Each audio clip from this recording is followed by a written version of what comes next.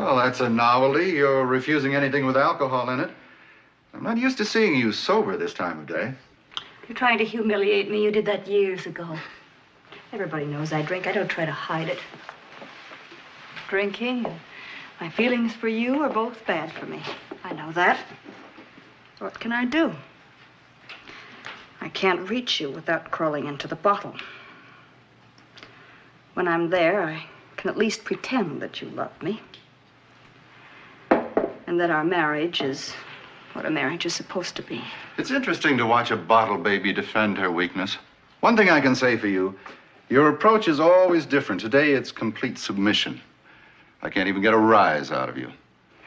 You know, I think I like you better when you're sloppy, drunk, and violent. That's the real you, and that's the one I like. The one that hates me and gives me a chance to hate back. Oh, now, that's when we're at our best. When we cut through the superficial surface and get down to the fact that we're a cruddy pair. The only difference is, I know what I am. And you try to hide what you are in the fumes of whiskey. Did you say whiskey?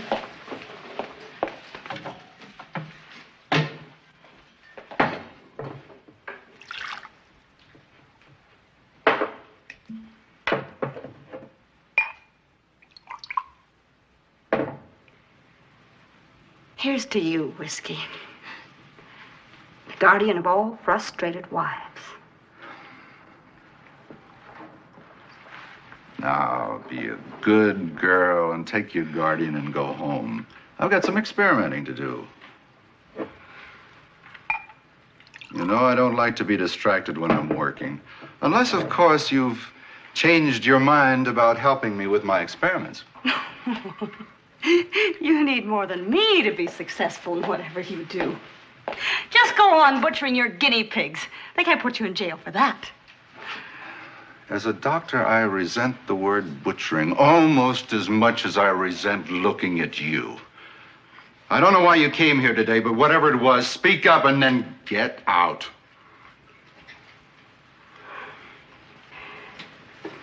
You know something? I've just decided to do you a big favor. I'm going to give you that divorce, so you won't have to look at my face any longer. Tried making it over for you. Plastic surgery can't bridge that 10 years between us. Only love could make you look at me differently. And you never had that. Not even in the beginning. You're getting sloppy. Another couple of drinks and you're liable to forget about the divorce, and we'll be right back where we started from. Go on home. Call Neil and tell him to start the proceedings. Tell him to use any grounds, whatever he wants. Just let him get on with it. You got what you want.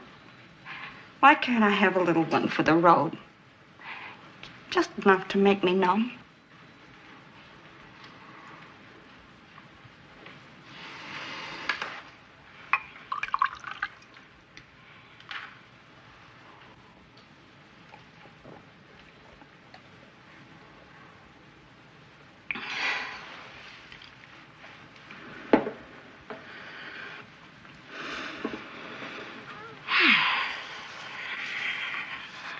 Did it. I can't feel anything. Inside or out.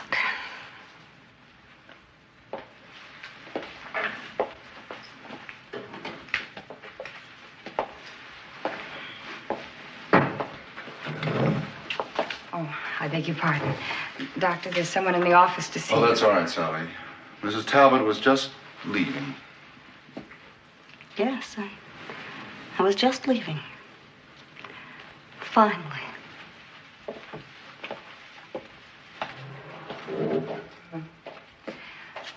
I know you advertise for old women, but the one in the office looks like she came right out of a mummy's tomb. There's something peculiar about her. She gives me the creeps. Old women always give me the creeps. But remember, it's worth millions if I can ever find a way to make them young again. Shall I show her in? Yes, but first get rid of that glass and that bottle. Neil? I'm on my way home now. Can you meet me there in about 30 minutes? No. No. Everything's the same. I'm afraid it's all over. Yeah. Goodbye.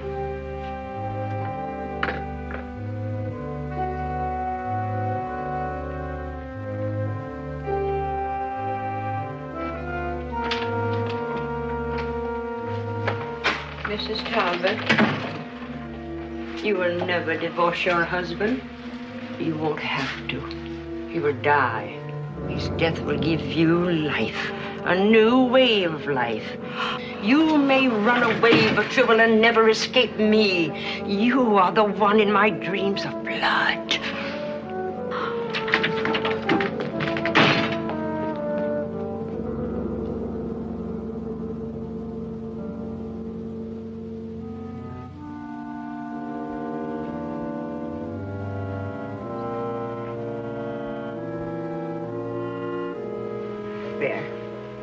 That's all.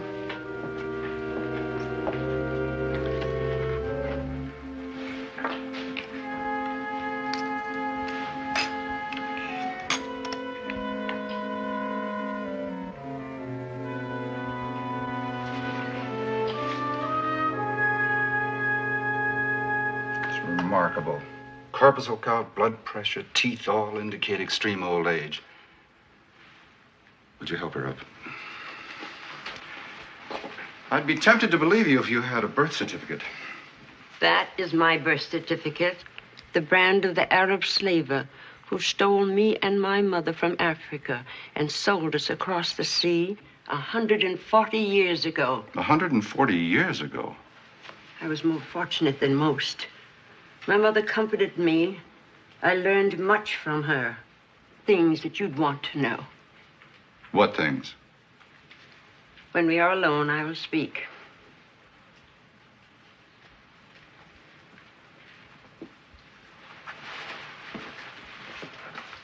Sally, would you mind?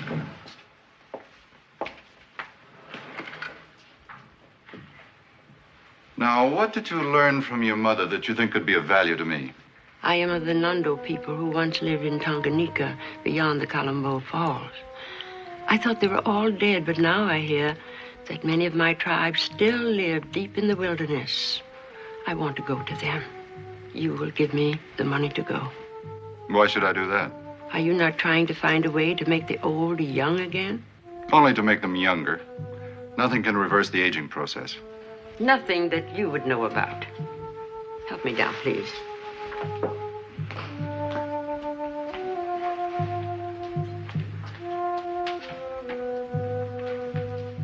This is all that remains of my inheritance.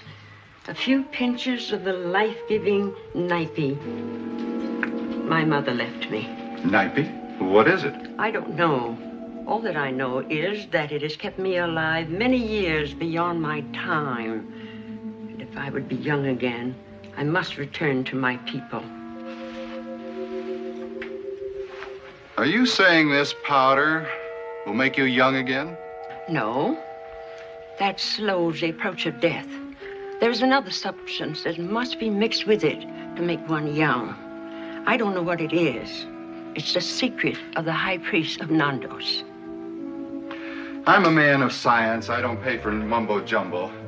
I won't take any more of your time. You can get your coat. Then return the nipe. There are other scientists. One might even ask for a demonstration before he tells me to go. A demonstration? Get me a glass of water.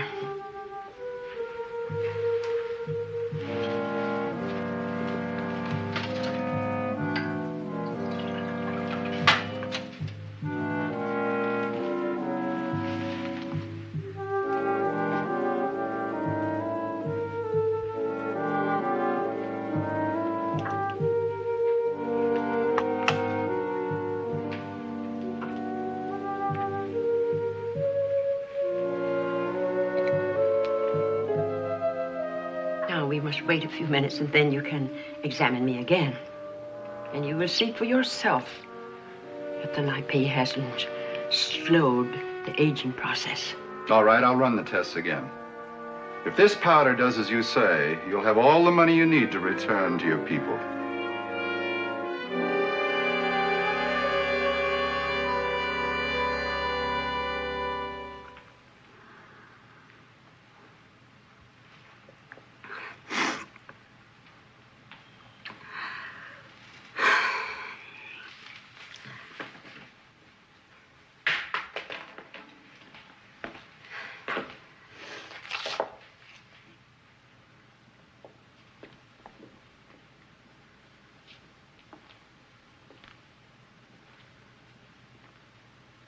Mrs. Talbot, I know this is painful, but it's one of those things that have to be done when you plan a divorce.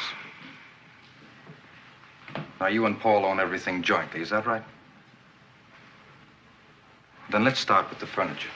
Could you set a value on it?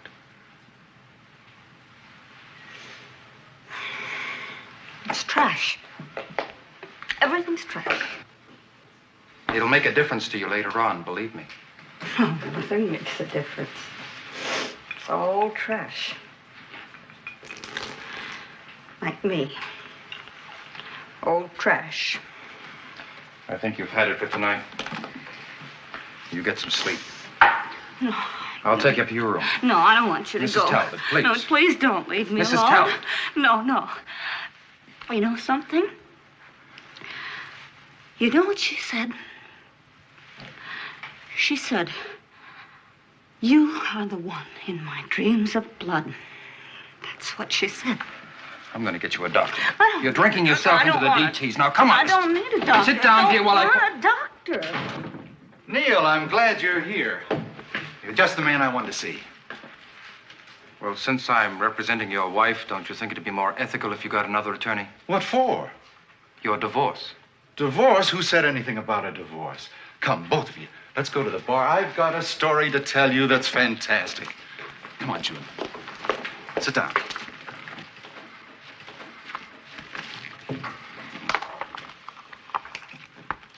You're looking at the most powerful concentrate of hormone known. A hormone that retards aging. Now, a similar hormone was first discovered in insects by a British biologist 25 years ago. Common silkworm produces it. The only trouble with that hormone is it works only in insects. This works in humans. It's kept a woman living more than twice her normal span of life. She's 152 years old, Neil. She was in my office this afternoon. 152 years old? I've confirmed it. Where did she get this? A plant that comes from Africa. Now, she also mentioned another substance, which, when mixed with this, will actually make old people young again. Paul, you talk as if you believe this were possible. I do. Enough to go to Africa to try to find the source. June, I want you to come with me. That is, if you can forgive all those awful things I said to you this afternoon. June, I need you. You've got to help. I can't do it alone. You mean you don't want a divorce? Of course not.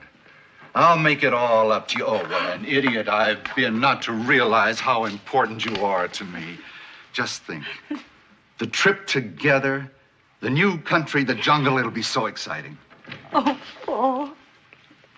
You're my life. You just pulled me out of the bottom of the pit. And if you ever let me go again, it'll be the end of everything for me. Darling, don't think of such things. Just think of our being together and how much I love you. Oh.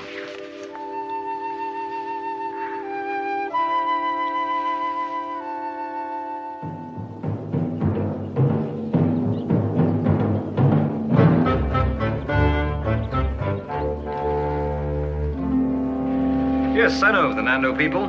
They're a savage, proud race.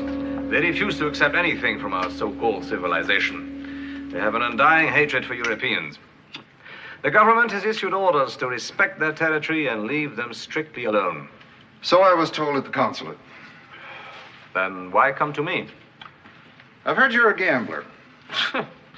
A great gamble. If I don't get killed by the Nandos, I lose my license as a guide. So what's to win? $5,000 now and $20,000 more if I find what I'm after. Doctor, that's a lot of money. But I'm afraid I cannot do anything for you. No one can. How do you know what I'm looking for? It's obvious. You haven't said a word about guns or wildlife, and you're not the first scientist to ask me about the Nandos. That can only mean one thing, Doctor.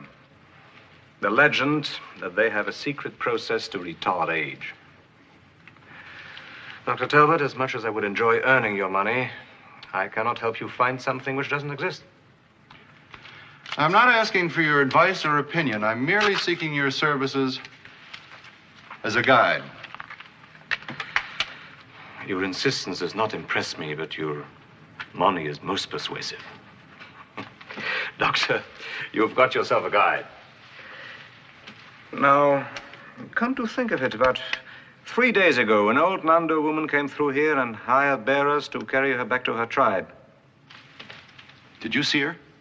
No, she was in a litter behind curtains, never showed herself. But I heard she was old. Very old. It must be Mulla. Do you know her? Yes, and if we could overtake her, I'm sure we could get a friendly introduction to her people. Well, that means starting at once and traveling fast.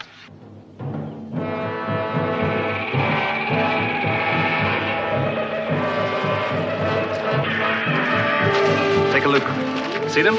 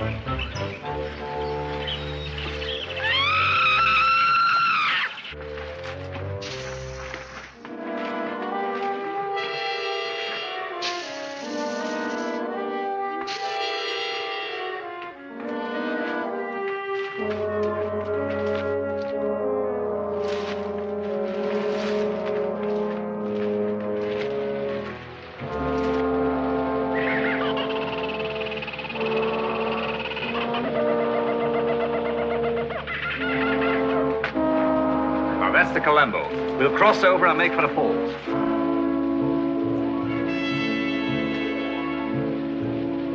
Aye.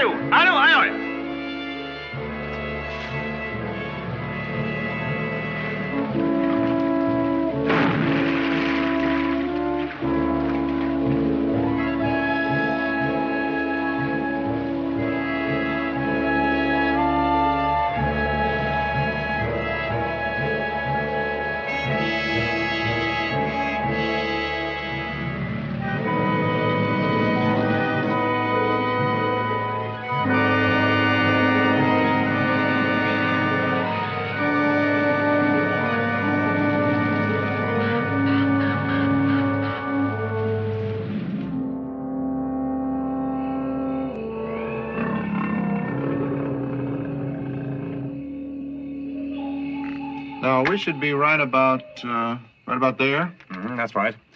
Another half-day's journey will bring us to the falls, right here. We'll cache most of our supplies there and leave Ladue with a guard. The rest of the carriers we'll send back. We three go on. Well, have a good night's rest. All right. Ladu! Badu guy?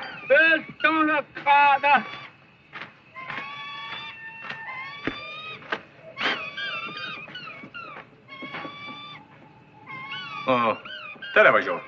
Ti vagyok.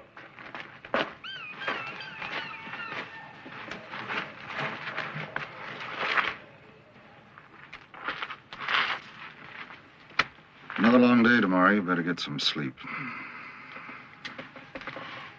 You angry with me? Should I be? You haven't been civil to me since we started this trick.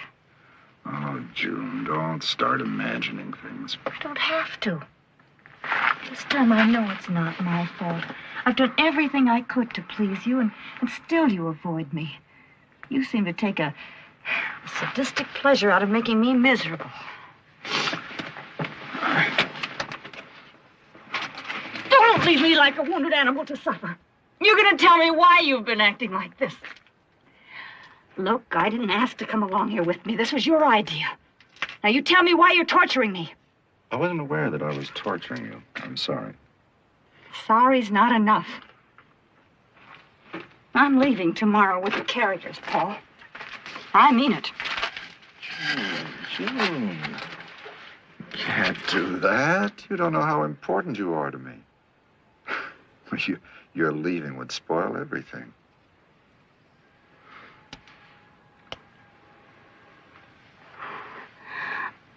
Well, why can't you always be like this? I love you so much, Paul. There's nothing in the world I wouldn't do for you. Paul, I'd even die for you. What good would that do? I want you to live for me. We'll work together. When we discover the Nando's secret of rejuvenation, I'll make you young again. You'll be beautiful. Just as beautiful as you were when we first met. Oh, how stupid I've been. Of course I'm important to you. And you really do need me, don't you? Where else would you get a guinea pig who can talk? Who can tell you how she feels? Oh, how desperate I must have been to listen to your lies. And believe them. June, You keep your hands off of me. I'll see you dead before I let you strike me again.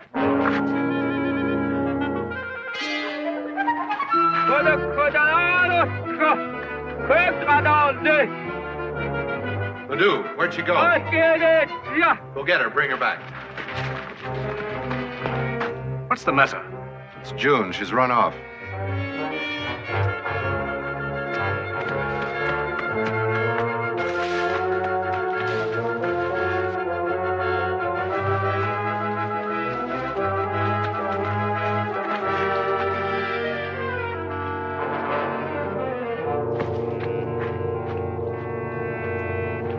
Baru kena, ayo.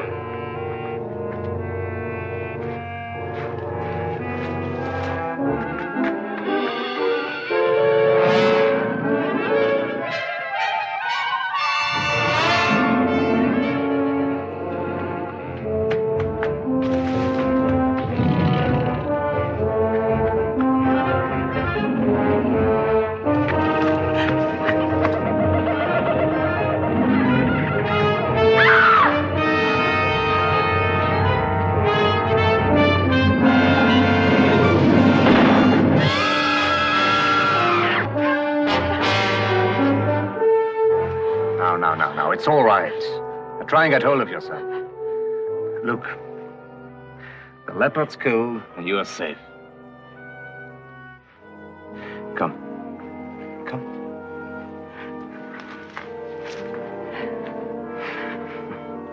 There's only one trouble with running away.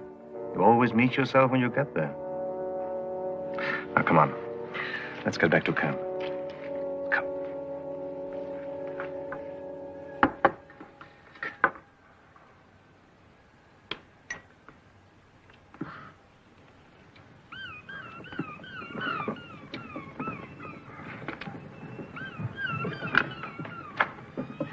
I think we better take a look. Get your gun. Ladu. Barakonai. Hurry!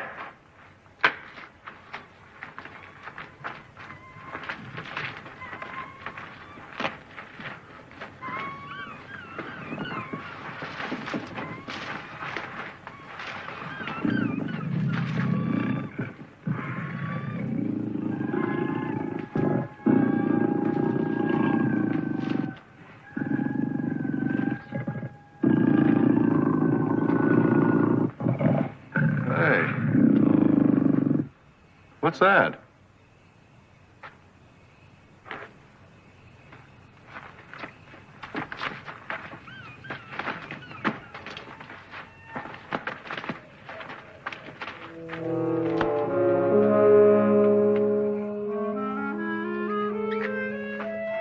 It's Marla's. She had this cane in my office. Ladu. Hey, Nicolas.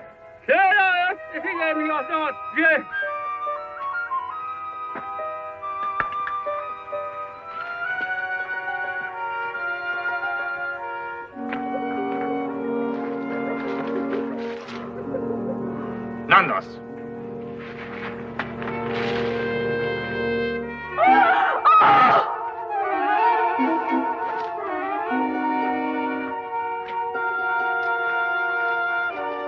Looks as though your friend Marla met a welcoming committee.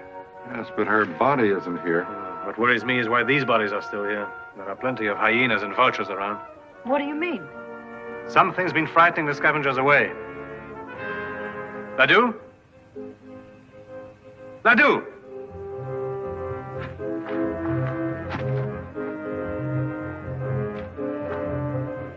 Ladu! Ladu! Ladu! I think we better get back to camp.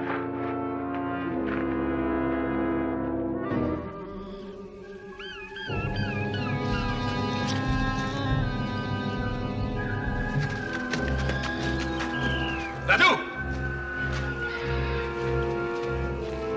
Ladu! What do we do now? I don't think we're going to have much choice. That man isn't alone. We'd be dead already if he wanted to kill us.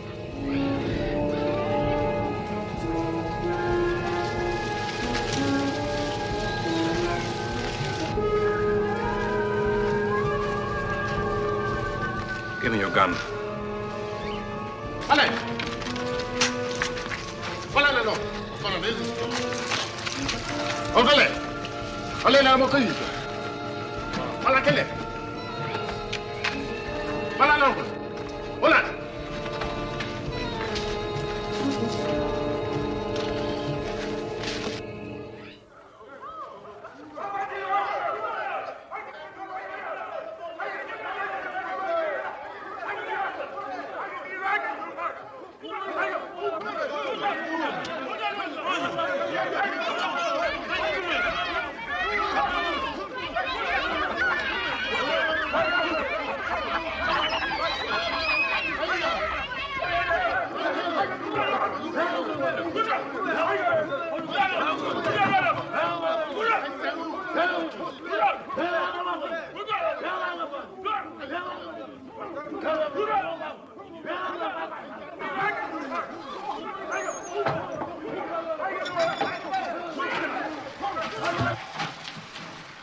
Are you all right?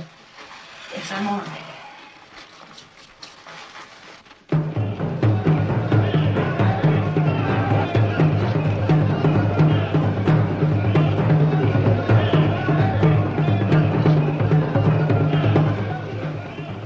They're working themselves up to something. Maybe we're the something. You don't know how right you are.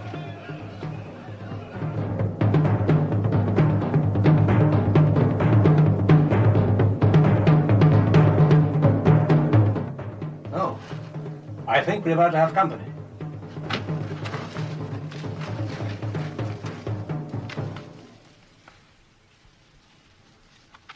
How's it doing?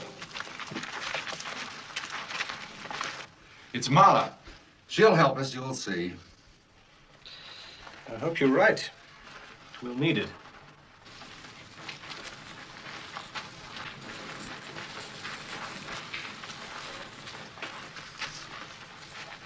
Mach es ohne.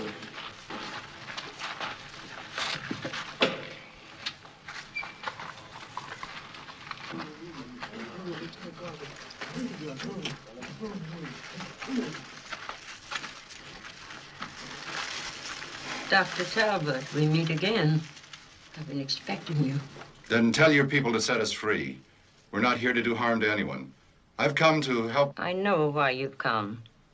You're searching for the source of the sacred night bee. I will show it to you. An orchid. A species that grows only in this region of Africa. Look. The pollen. A rare plant. It takes years to harvest even a few ounces of the pollen. Then it is aged 5 years more. That flower, plant, they're still alive. It is too valuable to destroy. I must have it. For that one plant and permission to go, I'll give your people whatever they want. Money, cattle, guns, anything. Why in such a hurry to depart? Didn't I tell you that there was even a greater secret? Don't you want to see me made young again? Of course I do, but I never dreamed it could be possible. I came here to die, Dr. Talbot. But before the old women of Nando's die, they receive the final gift of youth again. A few days of happiness and love before they wither to dust. You're a scientist. The greatest gift that I could give you would be to let you witness this. Yes. If I could see it, I would believe it. Tonight, you, your wife, and guide will share the Nando secret. Then you will sell me the orchid and let us go.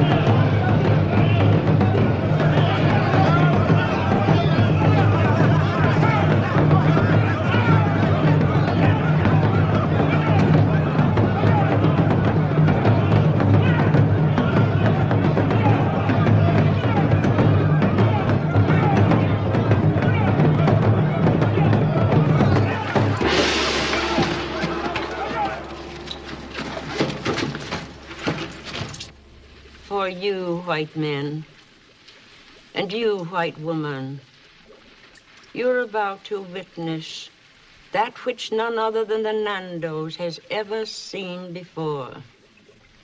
For a man, old age has rewards. If he is wise, his gray hairs bring dignity, and he's treated with honor and respect. But for the aged woman, there is nothing. At best, she's pitied. More often, her lot is of contempt and neglect. What woman lives who has passed the prime of life that would not give her remaining years to reclaim even a few moments of joy and happiness and know the worship of men? For the end of life should be its moment of triumph. So it is with the aged women of Nandos. A last flowering of love and beauty before death. authority.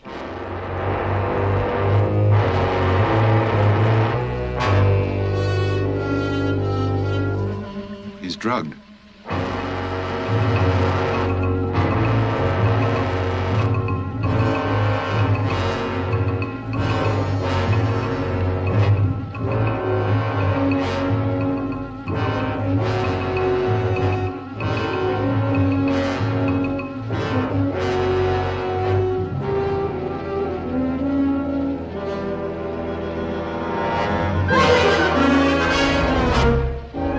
He's lanced the pineal gland deep in the cerebellum.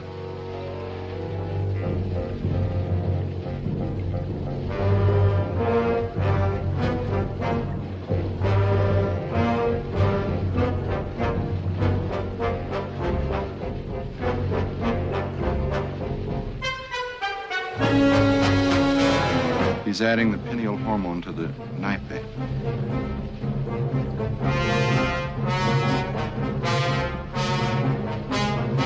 Marjorie!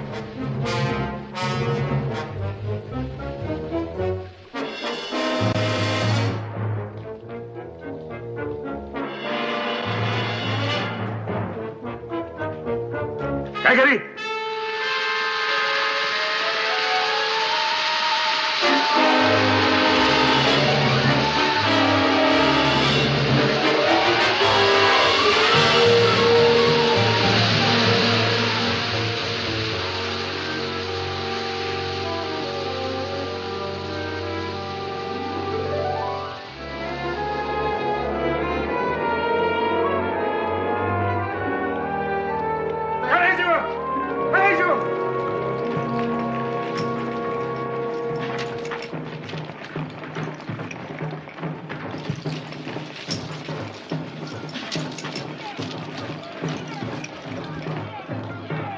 It's a trick.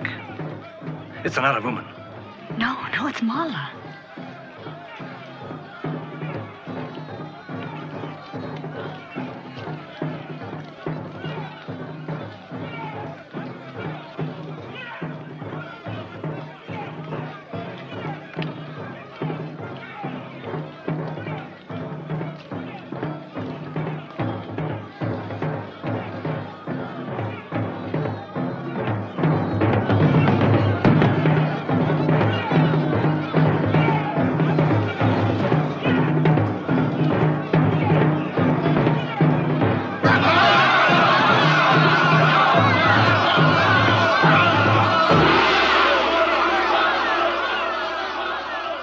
It's impossible. It can't be the same woman. I believe it is. It took a man's life to do it.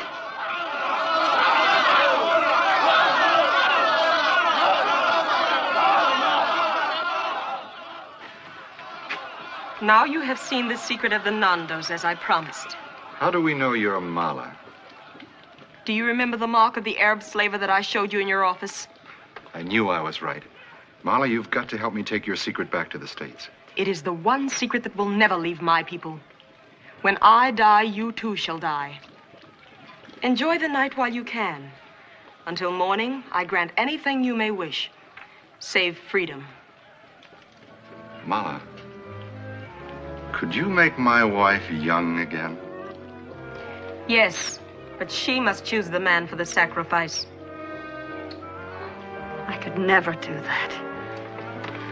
Think well before you refuse an opportunity as rare as this. I will be outside. When you have made your decision, call me.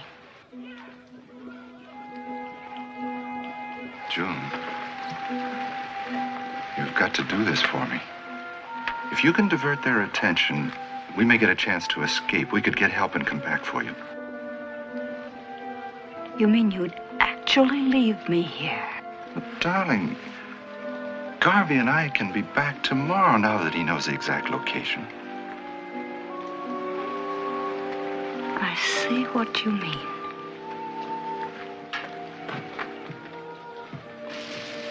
Mala? I'm ready. Come. Choose a man for the sacrifice.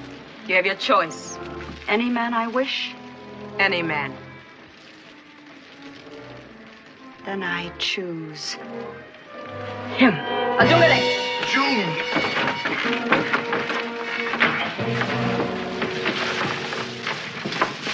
You have made an excellent choice. You will have beauty and revenge at the same time.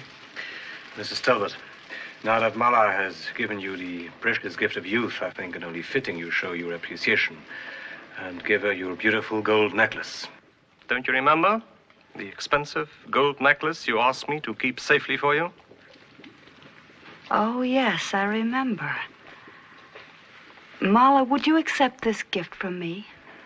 Since vanity has no regard for time, I will wear your necklace. Garvey knows exactly where it is. May he bring it here? Amanisa.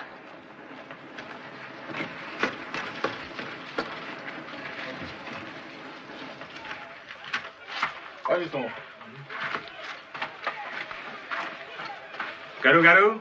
Garu.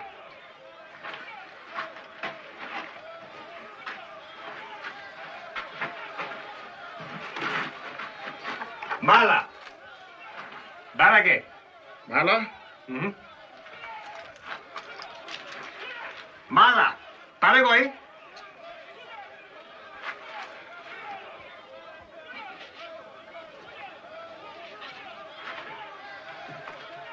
Come on, monsieur. Barat. Légèrement, non. Non.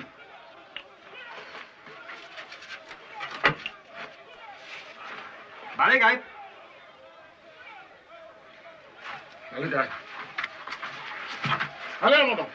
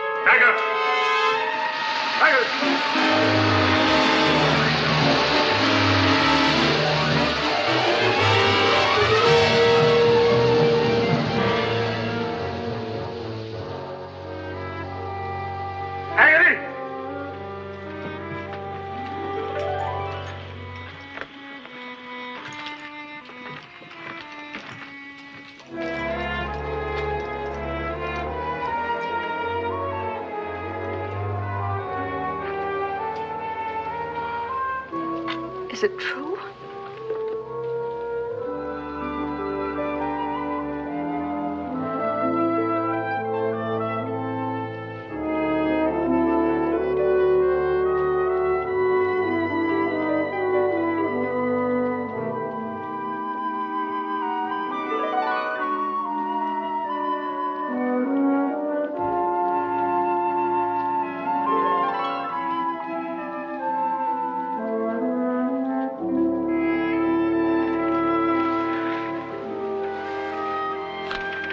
Here.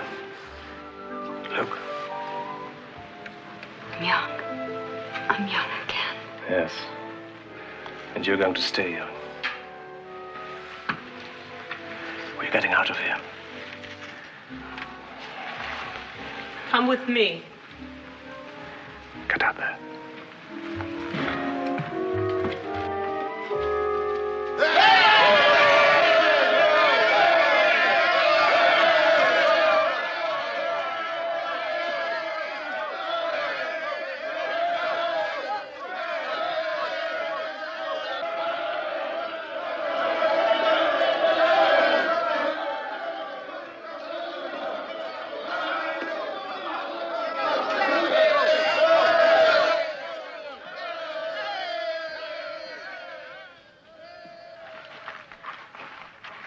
Your youth will not last long. Do not waste it.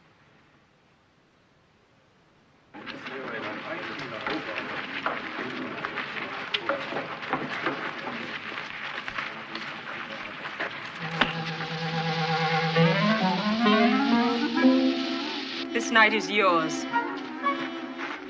The coming day brings you death. Enjoy it well, both of you.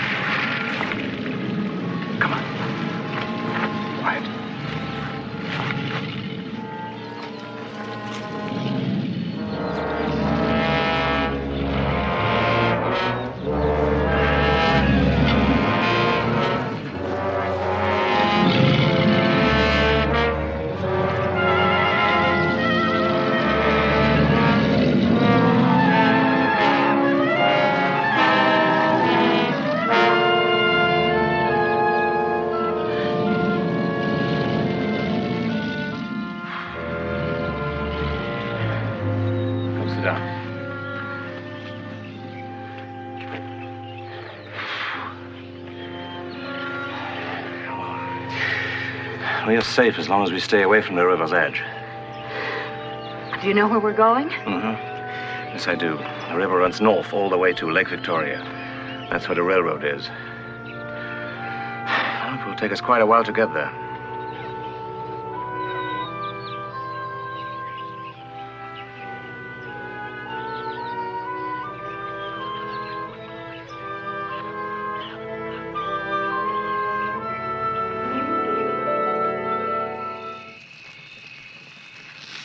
Look at them.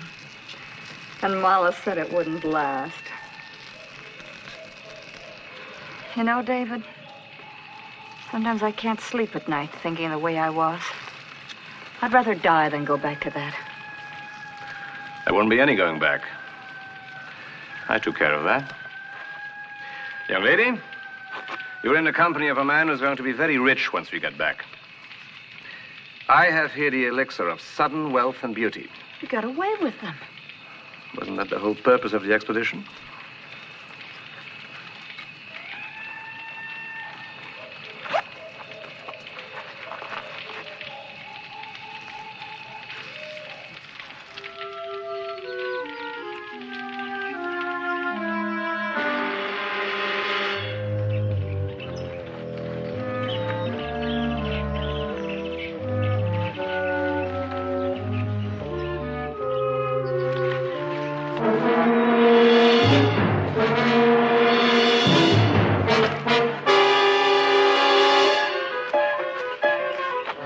David. David. You've got to help me. June, no. I need help. June, take your hands up. Help me. June, don't touch me. Give me the night piece. Touch. I want the night piece. June, get Give me the night piece. Get away from it. Oh. David! Don't leave me!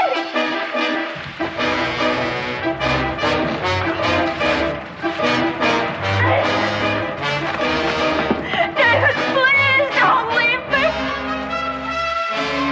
David! David, don't leave me!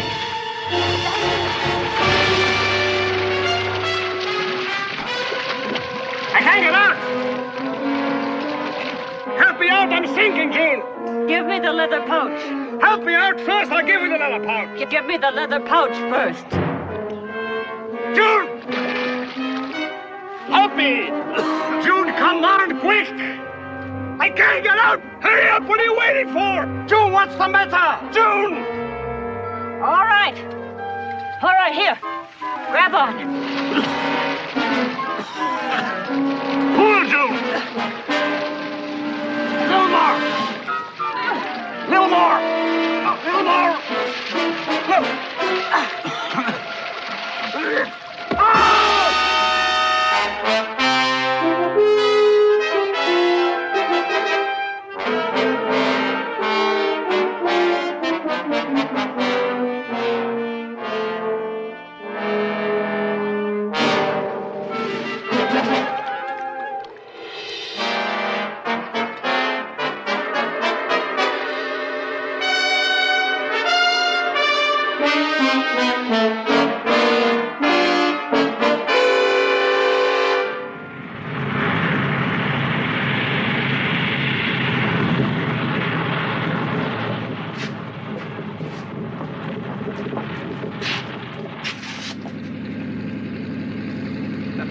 Plane now. What an awful thing to go through. She was crazy about the doctor, and he treated her just terribly. Maybe he had the right idea. Ain't sure it worked for him. Well, don't you try anything like that if you want to stay in one piece.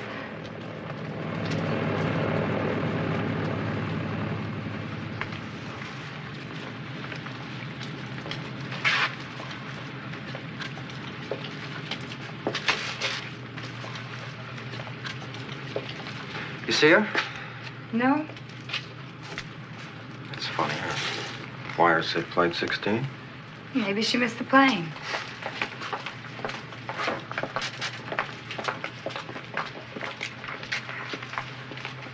Are you Neil Foster? Yes. I beg your pardon, but have we met? No. How do you know my name? Mrs. Talbot described you in detail. I'm her niece, Terry Hart. Well, how do you do? Your aunt never mentioned you. Is she with you? No, June came down with the flu, but she asked me to come ahead and open up the house and get things ready. Oh, you'll be staying with her? Yes, now that she's alone. Oh, would you mind getting my luggage for me? Then we can go. Of course.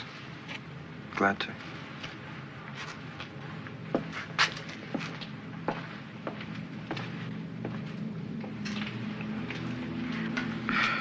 I'm Sally Howard. I used to work for your uncle. Yes, I know. Oh, then your aunt described me to you, too. Yes, she did. Then she told you that Neil and I are engaged. No, she didn't mention it. Why should she? I don't know. Just thought I'd mention it.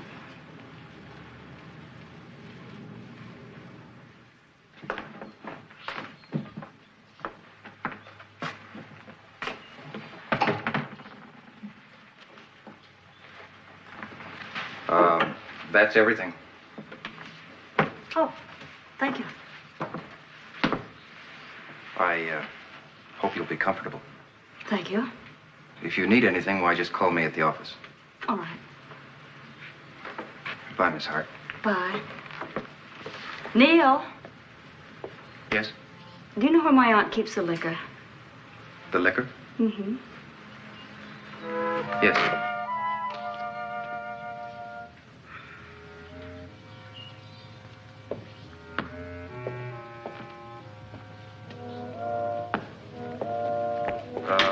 She keeps it under the bar.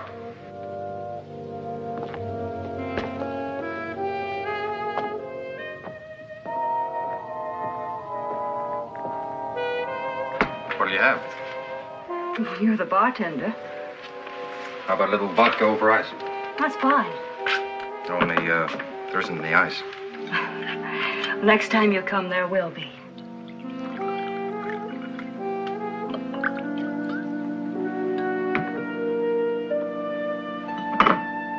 To your new home. Cheers. I better go. Thanks. Oh, just one more thing. Yes? Would you mind taking my bags upstairs? No. Glad to.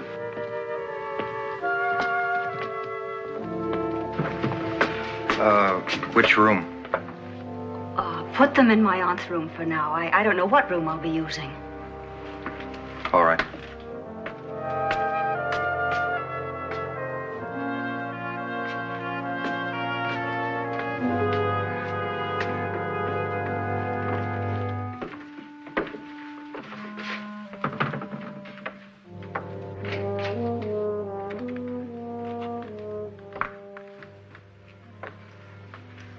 It's a little stuffy in here. It's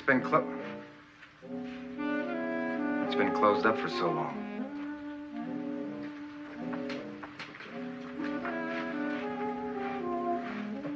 There. That's better. She's getting impatient. I'd better go.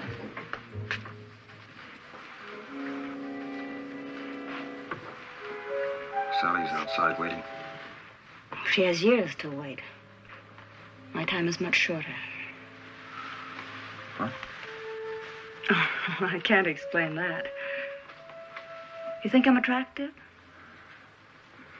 You know you are. And perhaps a little aggressive?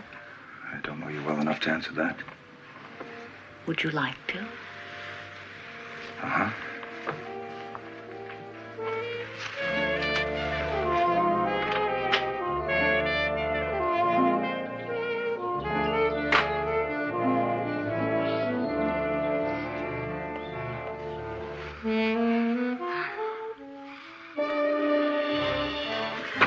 Get out of here. What?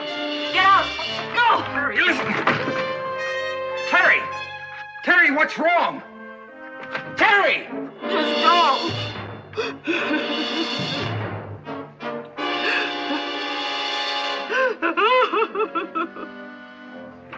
Terry, are you all right? Yes, I'm all right. Just go!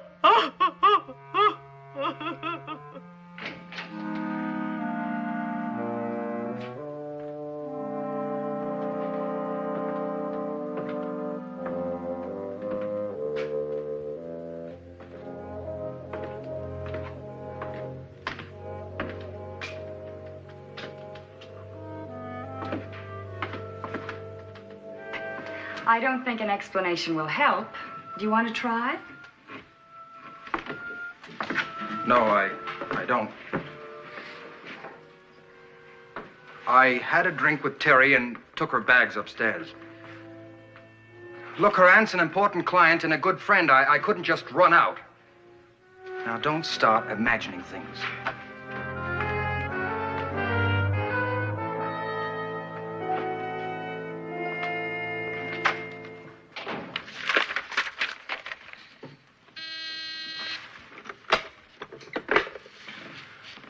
Yes. Mrs. Talbot? Yes, of course.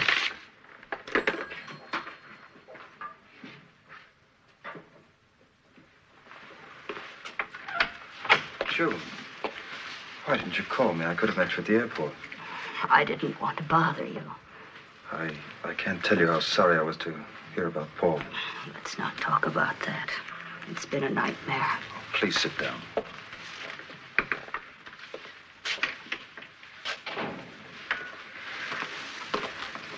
Now, what can I do for you? I want to hear all about your trip. Shocking, isn't it? What 3 months of tragedy can do to a woman. June, I'm sorry. Well, I didn't come here for sympathy. I need money until Paul's insurance can be settled. Why, of course. Will 500 be enough for the time being? 5,000 would be better. Miss Gregg, will you make out a check to Mrs. Paul Talbot for 5,000? Thank you. Now, may I please have my jewelry? Certainly. It's right here.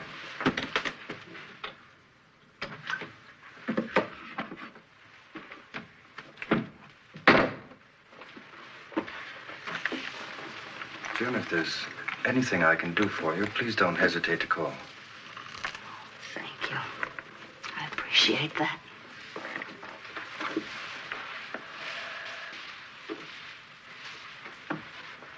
Oh, I almost forgot. Thank you for being so kind to my niece. She'd like to see you again, if you have time. I had a different impression. I know. She told me of her awful behavior to you. She'd like you to excuse her. She's gone away somewhere to brood. When would she be back? Tonight, I hope. If not, she may never return. I don't understand. If I see Terry, would you like me to tell her to call you here? Yes, no matter what time it is. I want to know if she's safe. Thank you for being so concerned. I know she'll appreciate it. Well, I'll pick up the check on my way out.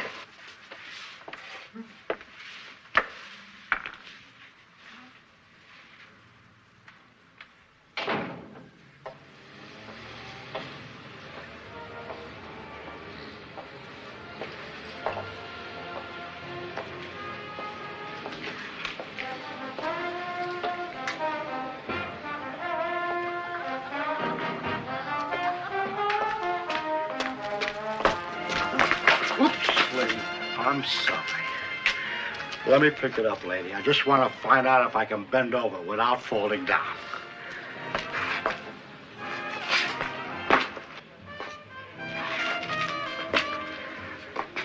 You're carrying quite a wad, lady. It ain't safe in this part of town. Thank you. You're very kind. Are those real rocks, lady? Mm-hmm. May I buy you a drink? No, thanks. I'm on a wagon.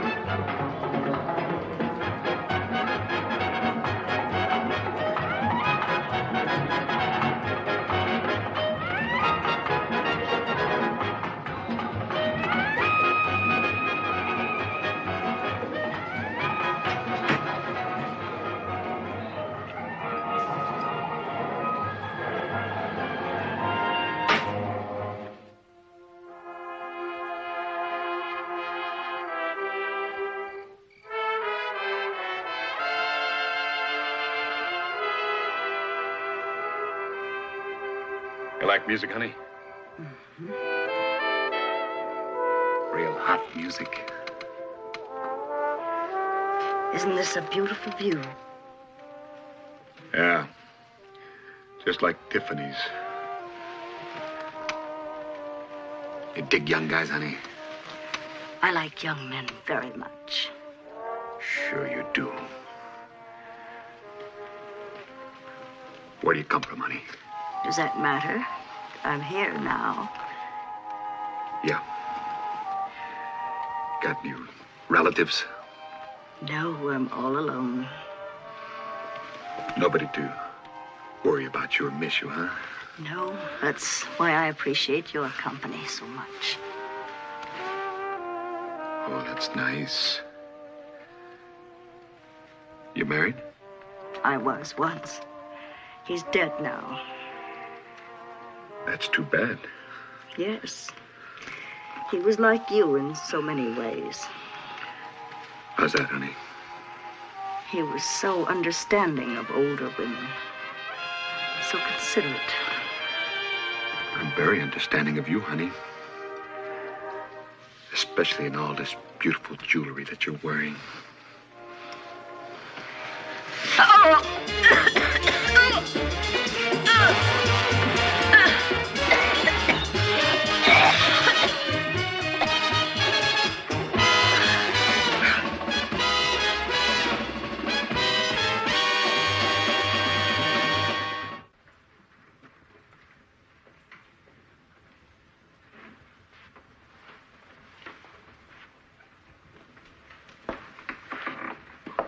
Sally, what are you doing here?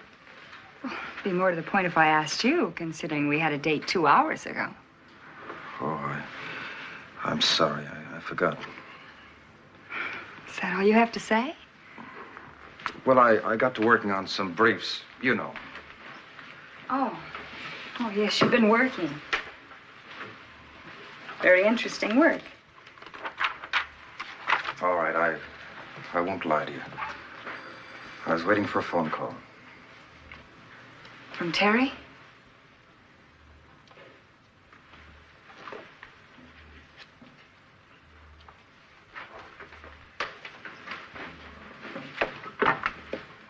Sally! Sally!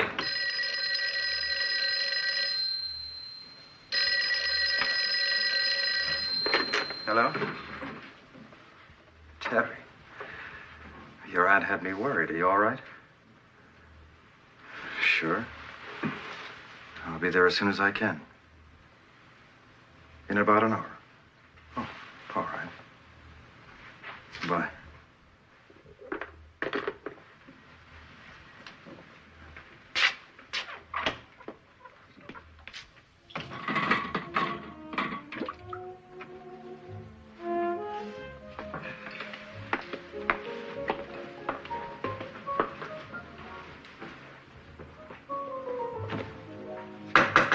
Come in. The door's unlocked.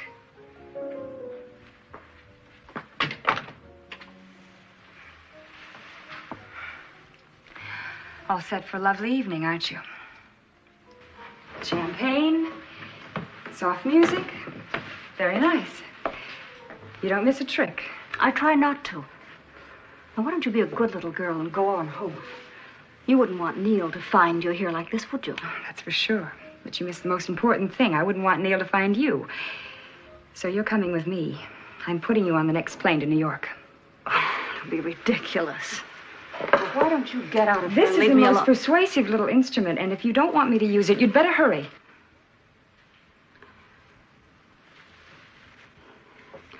You don't mind if I take my purse along, do you?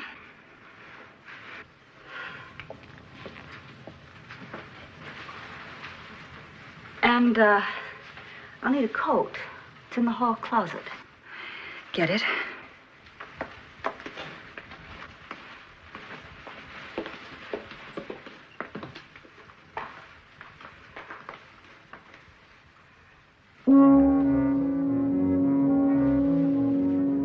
You're being awfully foolish, you know. Even if I did go, I could always come back. By that time, Neil and I will be on our honeymoon. You know, you can get in an awful lot of trouble this way. Little girls that play with guns.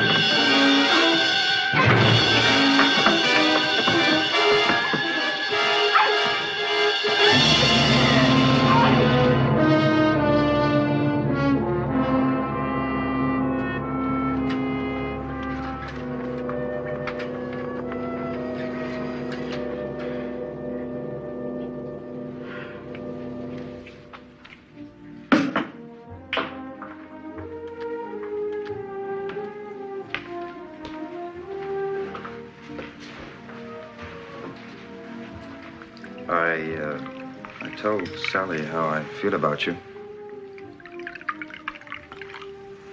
She didn't take it very well. Everybody can't win. I'm just lucky that you want me. I'm the lucky one. Just thinking about you is exciting. If this is love, I never loved Sally.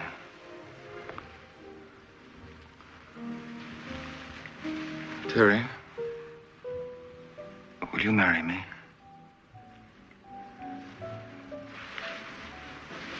No, Neil, I can't. Why not? There are reasons. What reasons? Don't you love me? Well, it's because I love you I can't marry you. Oh, now, let's not get so serious. Let's enjoy each other while we can. There's no time like the present, you know.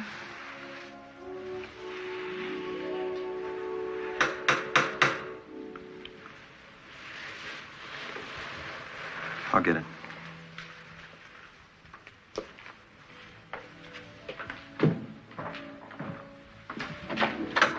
Yes? What is it? Police. Mrs. Paul Talbot in?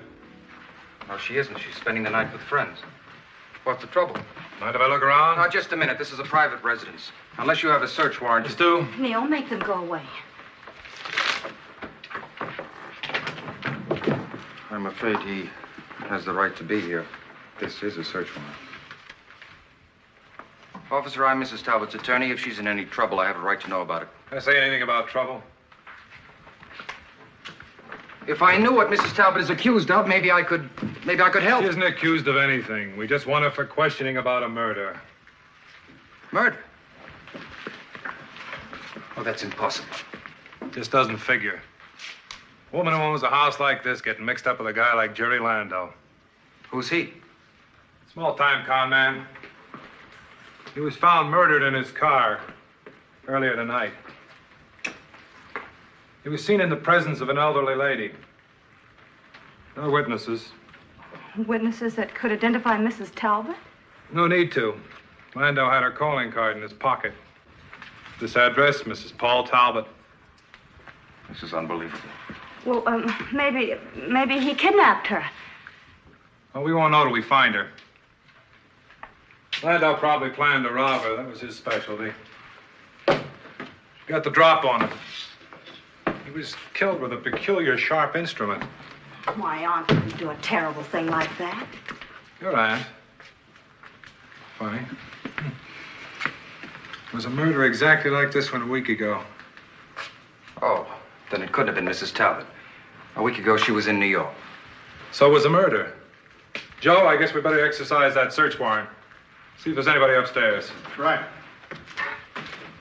The witnesses said your aunt was wearing a large diamond necklace tonight. Well, that proves it. Mrs. Talbot's diamonds are right here. Neil. All that proves is that your aunt's been here since the murder. All right, where is she? Well, I don't know. Anyone upstairs, Joe? Nobody up there. I won't let you search this house in my aunt's absence. All right. No, get away. Get away. No! No, don't open that door! Don't! No!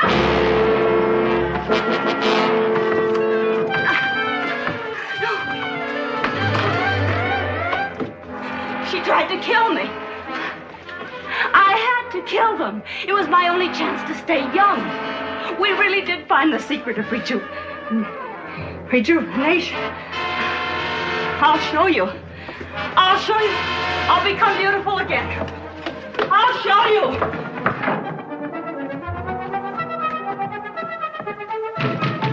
Come on, open up.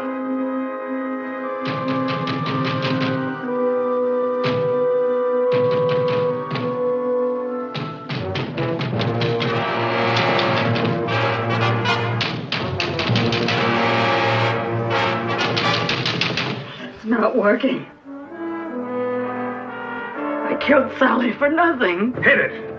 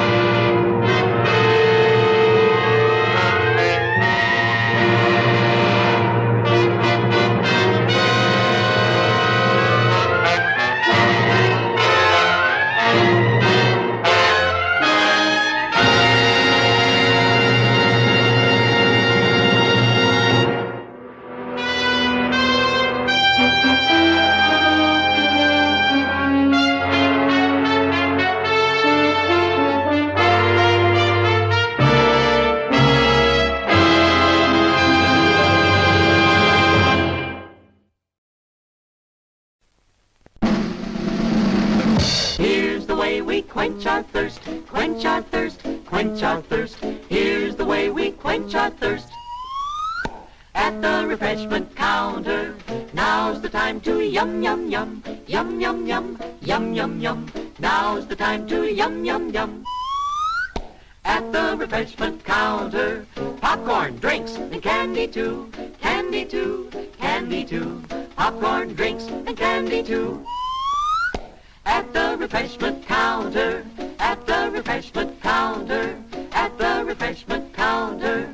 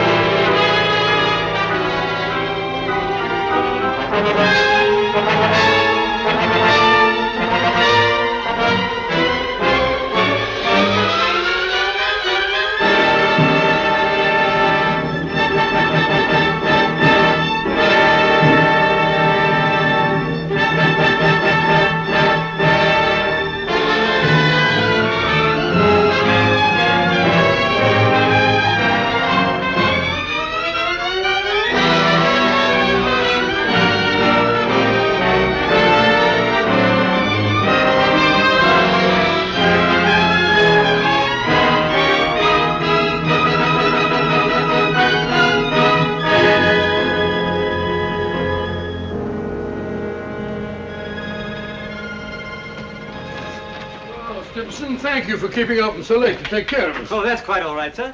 This gun is an excellent selection, Mr. Holmes. You ought to get plenty of grouse. Grouse are little birds, not worth the trouble of eating after you shoot them. You wait till you hook into your first salmon, old boy. Well, mind you have everything at Baker Street first thing in the morning, Stimson, because if we're not in Scotland by the time the salmon stop running, the fish will hold Dr. Watson personally responsible. I'll have everything at your rooms first thing in the morning. Thank you. Good night. Good night, sir. Good night, sir. Good night. Good night. Good night. Ah, Scotland. I shall be glad to get away from this place.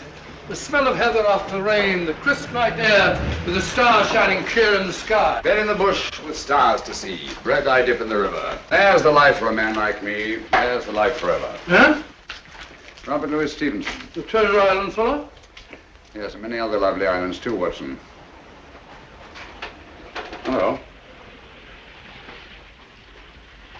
Oh, so the old girl has lost her emeralds, eh? Now, Holmes, you promised no more cases until the holiday's over. Don't worry, old fellow. I was just thinking she's well rid of her emeralds. Green was never a very becoming color to the old trout. I say, you dropped your paper, sir. I'm afraid you're mistaken. No mistake. I saw you drop it. You've just been told, sir, that you made a mistake. But it is the gentleman's paper, sir. Be off you, my good man. Mr. Holmes told you that he didn't have a paper. Yes, but I was quite wrong. I'm so sorry. That is my paper.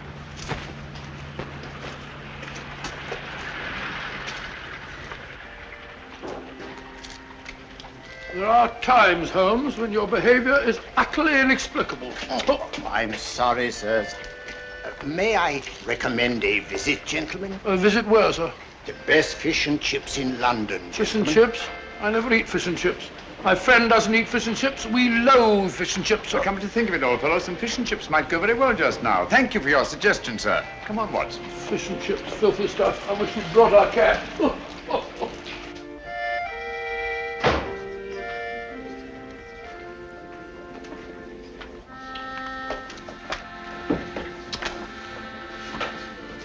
Hello, Ducky.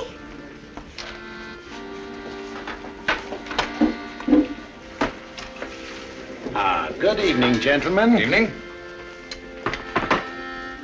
May I suggest that, sir? 2 and 6. No, I think I'll have some fish and chips. And you, sir? Just a minute. I'm sorry, dear. We serve the best fish and chips in London, sir. Make it 2, will you? I think I'll have an order of... Oh, gone. I ordered for both of us. What do you order for me? Fish and chips. Fish and chips. Nice place you brought me to, I must say. I say, take a look at this fishbowl. Where? Right in my soup. A fine thing, it might have stuck in my throat. Just a moment. Fishbowl. Holmes. I'd rather eat in an alley. Go and eat in an alley, then. That's where you probably belong. Likely as not, we'll both be poisoned. What's up, Holmes? I don't know. Yet. Something definitely is. Thank you. Fish bones.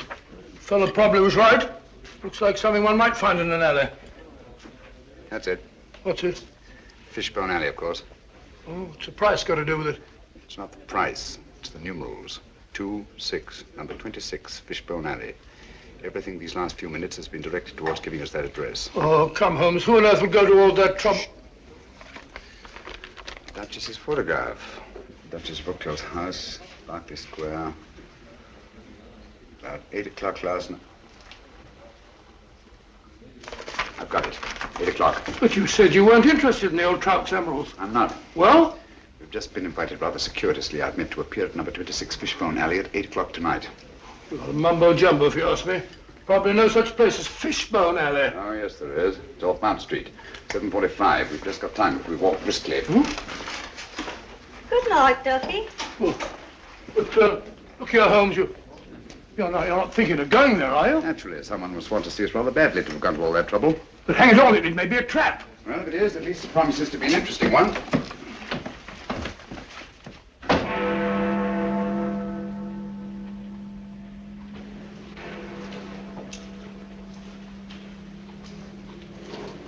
Sinister-looking place.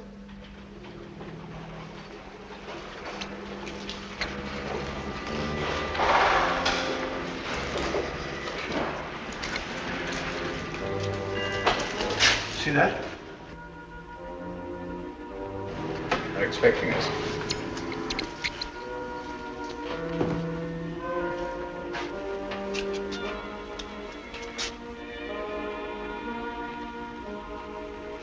Look out, Holmes. Careful.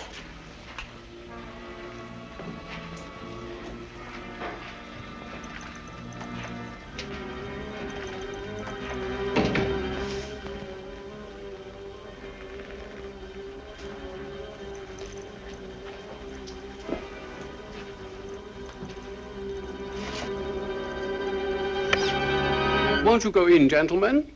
Thank you.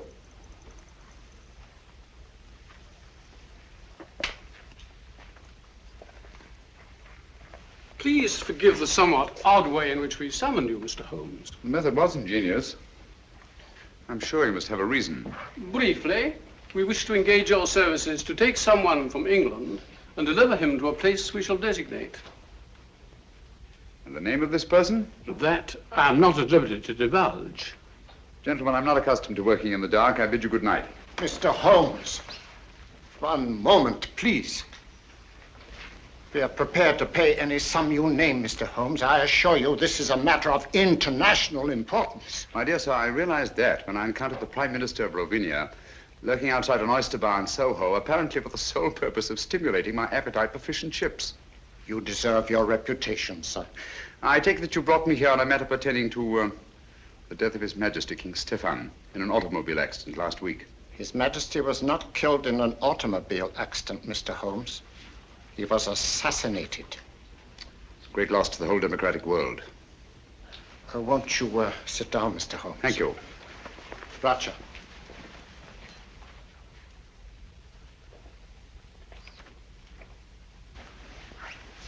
Permit me, gentlemen, to introduce my colleagues. Anton Petzval and Matthias Czerny. How do you do? My associate, Dr. Watson. How do you do, Joe? How do you do? Mr. Holmes. Thank you. And Dr. Watson. Thank you, sir. A glass of wine, gentlemen? No, thank you. Oh, no, thank you. For several years now, a powerful group has been seeking to gain control of Rovina for personal gain. The assassination of His Majesty was their first step in that direction. It is to prevent the second step that we have sent for you. For the sake of our people, it is imperative that King Stephen's son, Nikolas, be returned safely to his country. Is he here in England? Oh, yes. His Majesty has been educated at one of your public schools. A wise move, sir. Sound, very sound. You feel that you yourselves are unequal to your task? We're up against a clever and ruthless group to whom we are all well known. Are they aware of His Majesty's identity? Oh, no. No one knows but ourselves. His Majesty was brought to England as a child incognito. Have you made any plans for his return to Rovina? We have a plane in readiness to leave tonight. However, several stops will be necessary en route. And at any one of these stops, His Majesty's life may be attempted. Mr. Holmes, for the sake not only of our country, but for liberty and good government everywhere, we implore you to undertake this mission. Now, Holmes, you gave me your promise. You need a rest, you know. You've not been up the mark lately. I'm afraid we'll have to postpone our holiday, Watson. But think of your health. Sorry, old fellow. Gentlemen, in the interest of democratic government, I shall be happy to do my utmost to see that His Majesty reaches Rovina in safety. We thank you, Mr. Holmes. Now, if we are to leave tonight, time is short, and there are certain precautionary measures that I should like to discuss with you. Watson, old fellow, come along. Will you excuse us? Come along, old chap. I suggest that you return to Baker Street, pack a bag, and have a car ready to take us to the plane. But Holmes, I don't like the whole business. Don't get lost. Lost and I've been lost. No, don't get lost. I'll see you later. Good night. Now, gentlemen, may I have your attention?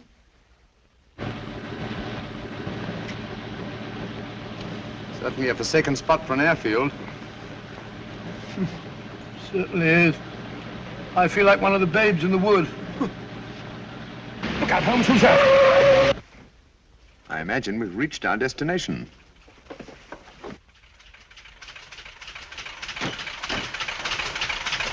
Everything is ready, Mr. Holmes. Follow me.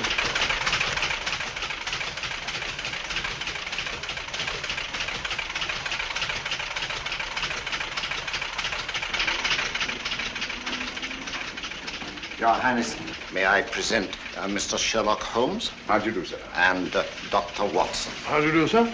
Delighted to meet you, gentlemen. I appreciate your kindness in undertaking this mission. Oh, not at all, sir. I am sorry, Dr. Watson, but I'm afraid you will not be able to accompany Mr. Holmes after all. The plane we had expected to use developed engine trouble, and this, as you see, is only a three-seater. Well, just a minute, sir. Where Holmes goes, I go too. Well, I know, but... Well, first we lose our holiday, now this. I don't like your going off alone, Holmes. I don't like it at all. Come now, Watson. Whatever we must do in a good cause must be done. Look here. Rovina isn't very far from the Mediterranean, and it has some excellent fishing. Why don't you take a boat? I'll meet you there. We'll have our holiday after all. Come to think of it, there's a boat sailing for the Mediterranean tomorrow, the Friesland, Swedish Africa line, cargo and passenger. I have some influence with the director. Oh, that's very kind of you, sir. It's not just that I mind giving up our fishing, Holmes, you know that. But hang it all, I want to be of some use. And you can be, definitely. I can be? Would you excuse us, sir? Over here. Watson, I don't like this convenient accident. Too many people seem to be in on this secret. When our antagonists discover we've separated, it's more than likely you'll be followed. So I want you to make yourself as conspicuous as possible. Decoy, eh? Sort of sitting duck. That's right. Oh, hello. Be on your guard constantly. Be wary of strangers. And whatever you do, don't breathe a word regarding my whereabouts. Don't you worry, Holmes. You can trust me. I know I can. So long, old fellow. We must hurry, Mr. Holmes.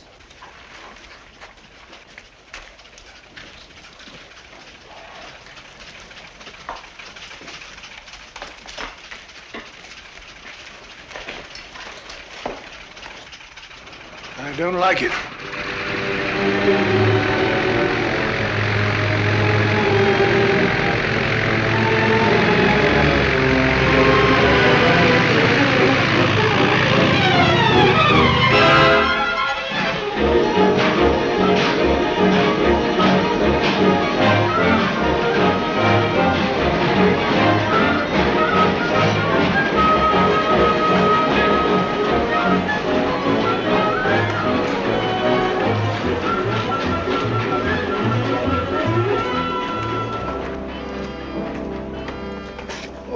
My name's Watson, Dr. Watson. Oh, yes, Dr. Watson. I'm very glad to have you on board, sir. My name is Johansson, the purser. Good morning, good morning. May I? Will you take Dr. Watson's baggage to cabin 8, please? Yes, sir. Sanford will be your steward. Good, good. Have you a cabin trunk, sir? Naturally. One doesn't go to the Mediterranean without a change of linen. Quite so, sir. Oh, be careful of those fishing rods, young fellow, my lad. Very good, sir.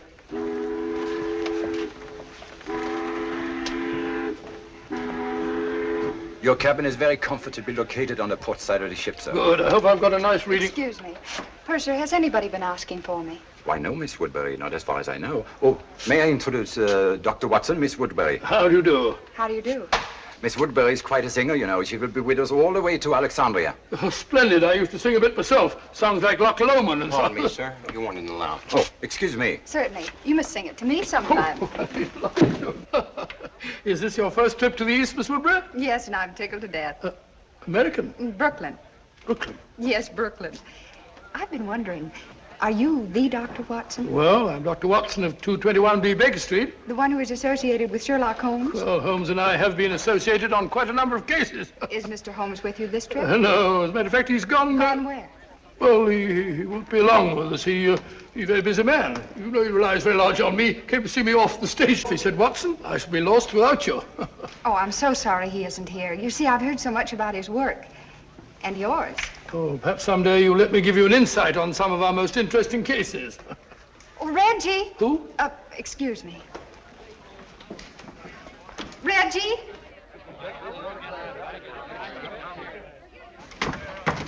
I was afraid you wouldn't get here in time to see me off. Here you are, Sheila, and try not to lose it again. Heavens, where was it? I thought it was in my cabin. You left it in my office yesterday. Now try to hold on to it. I don't imagine it'd be very easy to replace those arrangements in Alexandria. You can forget your music more often than any singer I've ever managed. I should have a secretary. All ashore! All visitors ashore! That might be a slight hint. Or you'll find Hassan a nice chap to work for. I hope I make good. You will. Good luck. Thank you. And don't lose it again. Oh, don't worry. I won't let it out of my sight this time. Sorry, sir. You have to go ashore now. Goodbye, Reggie.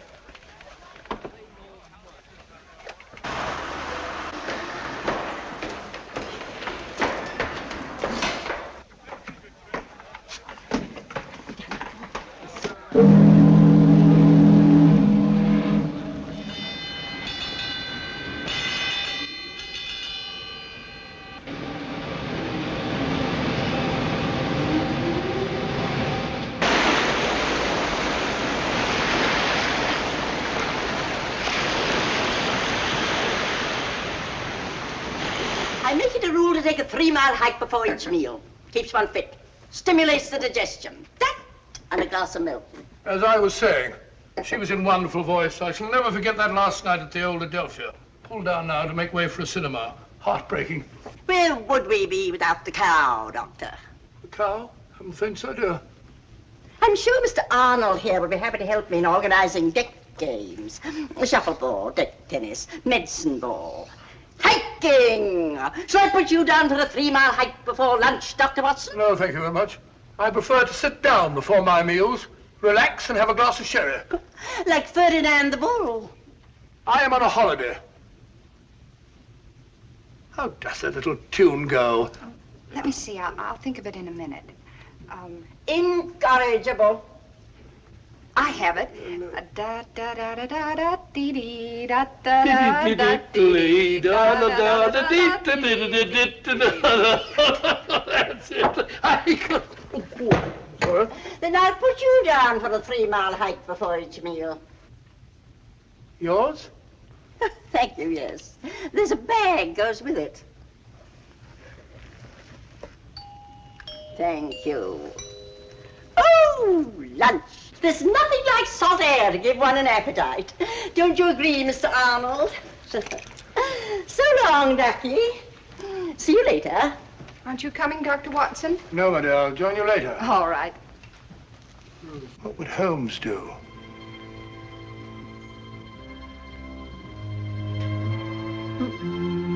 I said sherry, Stewart. Carrying a revolver. Very suspicious. And I tell you, so long as no one on the boat knows of our mission. Things can't be kept quiet indefinitely. Certain factions are still fanatically loyal to their royal line, you know. For enough money, the people will forget there ever was such a king. And once we have the body...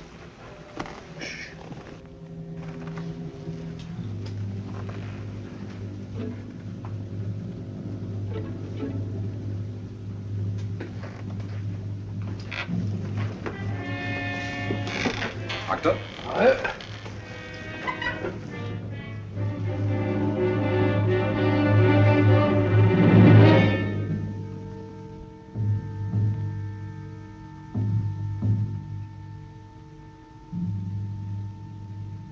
Gray plain.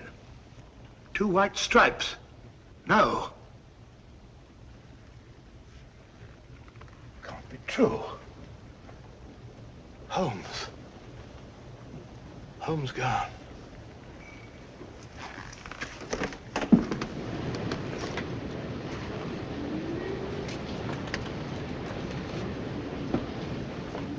Dr. Watson. I beg your pardon, Dr. Watson. What is it? I'm sorry to bother you, sir, but there's a gentleman quite ill in cabin 7. The captain asked if you'd mind seeing him. No, I can't see anyone now. We have no doctor aboard, sir. I've retired from practice. Well, the captain requested it, sir. The captain? Oh, where is he? So just follow me. It's the cabin adjoining yours, sir. Right this way, sir. The doctor is here, sir.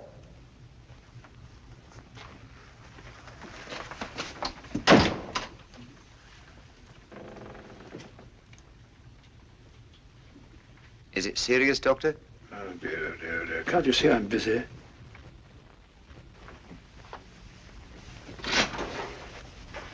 Thank you, Sanford.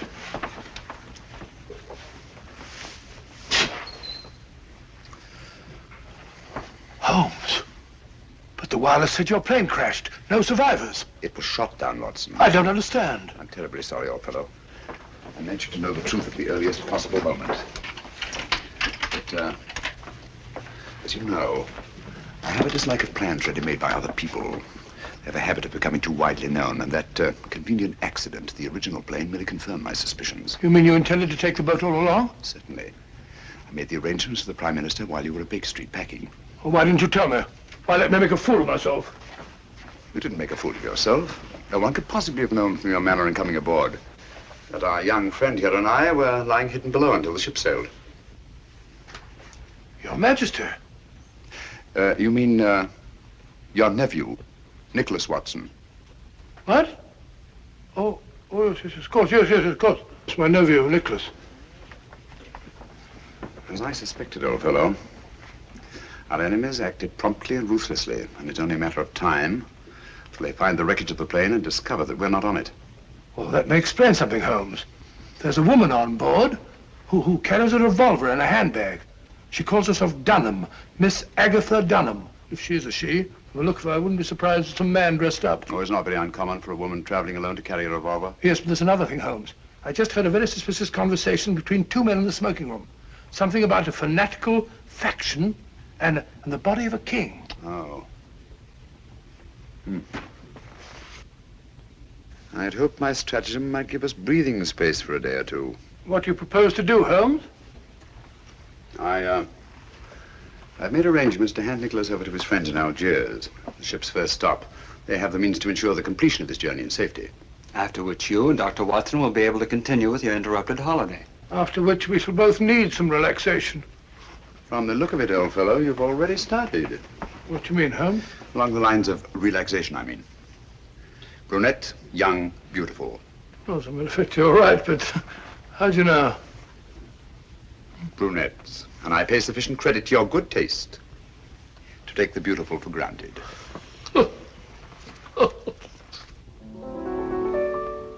Now, if a girl and boy should meet, would you think it indiscreet if they had a friendly chat?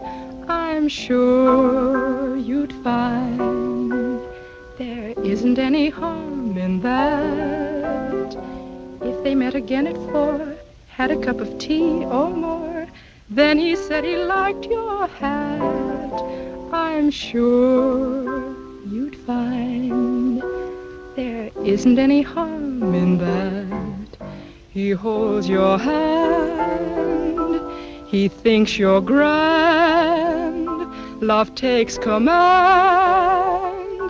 Before he's through, it's I love you. Now if the girl should lose her head and the boy and girl should wed and they take a furnished flat, so what? That's fate. There isn't any harm in that. Delightful. Perfectly delightful. Now, how about that surprise you said you had Oh, for you'll me? see in time. But first of all, you must keep your promise. You said you'd sing Flow Gently, Sweet Afton for me. Oh, all right, if you really want me to. Oh, of course I do. I wonder if you'd hand me my music case, please. It is. Ah. Why, sir, I'm so sorry. Oh, no, that's all right. I didn't hurt you. No, no. Ah, here is my surprise. May I introduce my nephew, Mr. Nikolas Watson? How do you do? How do you do? And my friend, Mr. Sherlock Holmes. How do you do? Oh. Excuse me. Oh, I'm sorry. Excuse me. Really, Watson, I've never thought of myself as handsome. And that's the first time in my life that a woman has run away at the sight of me. But hang it all, Holmes, something must be wrong.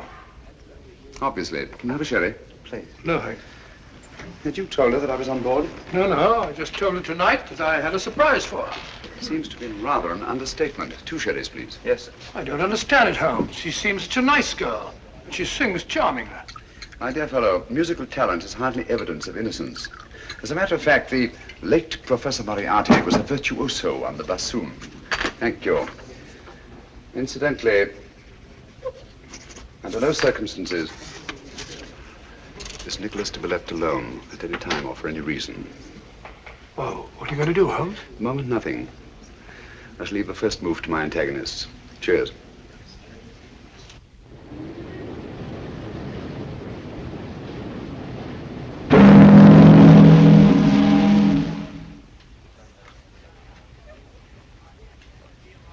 Good morning, everybody. Good morning, my dear. Not that it is such a very good morning. Well, at least it's mysterious and attractive, not all dirty and sinister like a London fog. Blasted noise. Kept me awake half the night. Oh, that's too bad. Would you be interested in a stroll around the deck? I'd like to. Well, come along then. But, Watson, I think a walk on the deck is indicated. Well, not for me. Oh, yes, of course. Nothing like a good hike for the digestion.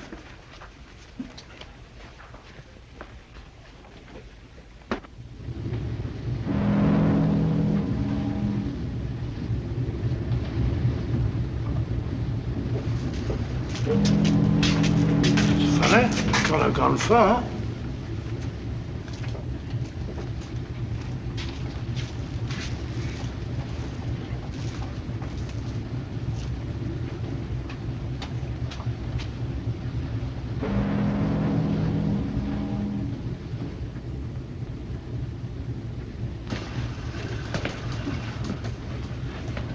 See a thing.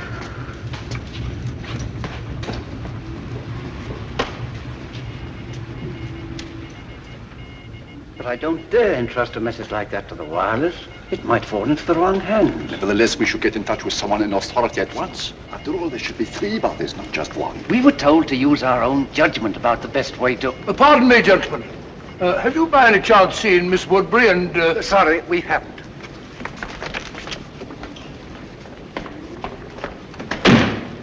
Very rude.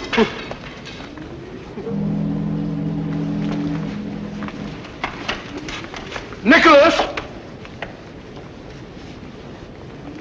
Nicholas!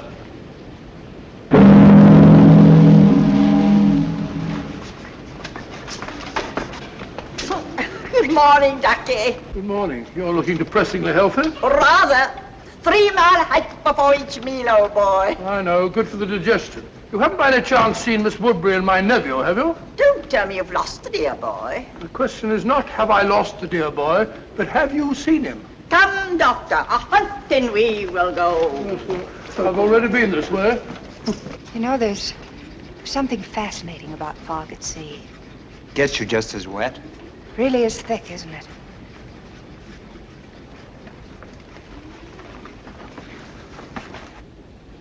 You can hardly see the water.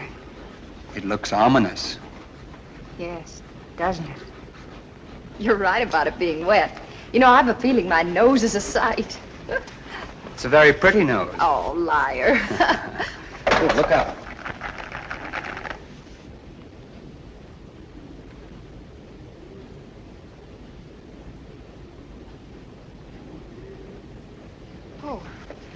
Well, thank you. Isn't it lucky you were here? Yes, isn't it? You startled me. I thought you were deep in your chess game. Oh, the lost is found, Doctor. Sorry, Holmes. The fog. Yes, so I observed. It's colder out here than I thought. Come, my dear. A good brisk hike will do you good. I'm sure the doctor doesn't wish to continue now that he's found the dear boy. It appears that someone has been careless, Watson.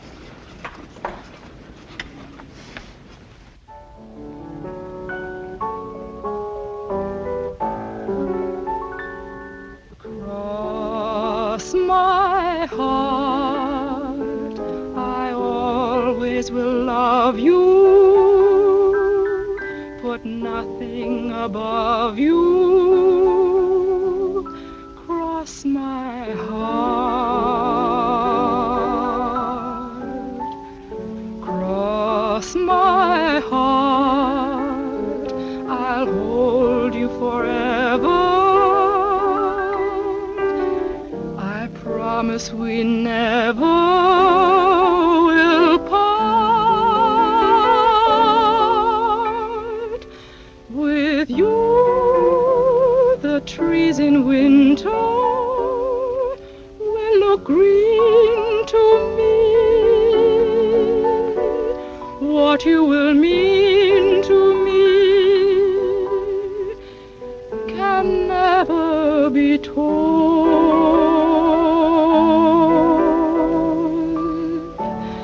Cross my heart, your vision will guide me deep down here inside me.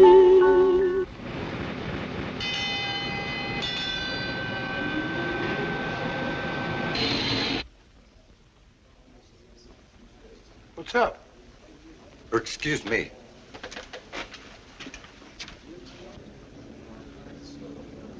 Excuse me, will you? Nicholas. Something wrong? Excuse me, please.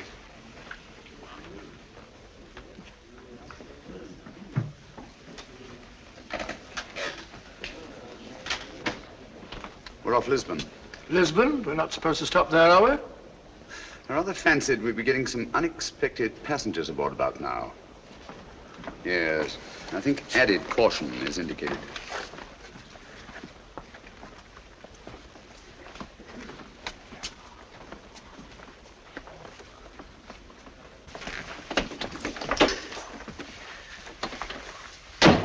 The last 24 hours, they've undoubtedly discovered that we're not on that plane, and we are on this ship.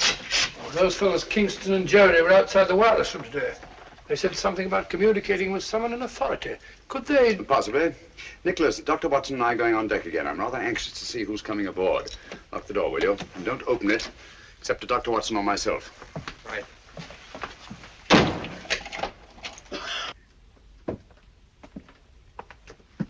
Going on deck, sir? Yes, breath of fresh air. I see, sir.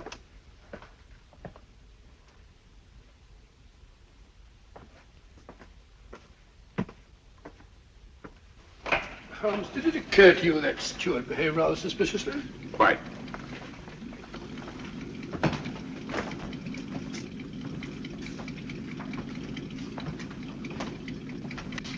I understand we've stopped to take on some cargo. Yes, 3 passengers. Yes. Oh, Mr. Holmes, you startled me. Hello? Do you see 3 men have come aboard? So Miss Woodbridge just informed us. Lisbon, beautiful city. Too bad we shan't have a chance to pay it a visit. The Mar de Paya, the Castillo San Jorge, the cloisters of the Geronimos, Tower of Balaam. One of the most fascinating examples of Moorish architecture I've ever seen. Good evening. Mr. Holmes, is it not? Good evening. I'm afraid you have the advantage of me. Oh, that's a prize of fame, Mr. Holmes.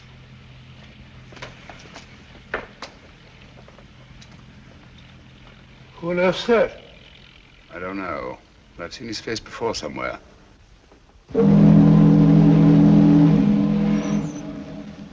Merco! think, Watson, we'd better get back to your nephew.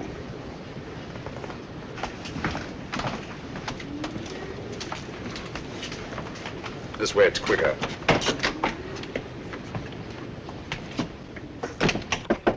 Who's there? It's I, Holmes.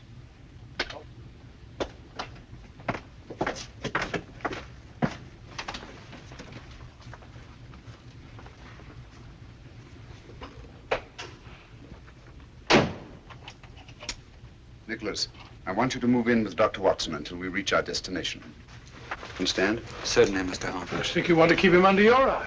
I would, if it weren't for that. I think Nicholas will be safer in an inside cabin. A porthole opening onto the promenade deck is apt to offer too many temptations to the three gentlemen in the cabin opposite ours, or anyone else who might be interested. Yes? Is there anything you require before retiring, sir? Nothing, thank you, Sanford. Good night. Good night, sir. Holmes, I don't trust that fella.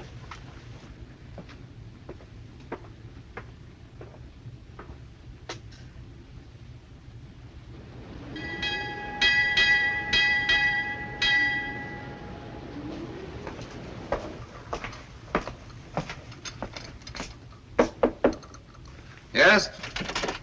Oh, good morning, Sanford. Good morning, Down sir. over there, will you? Breakfast will be served in half an hour.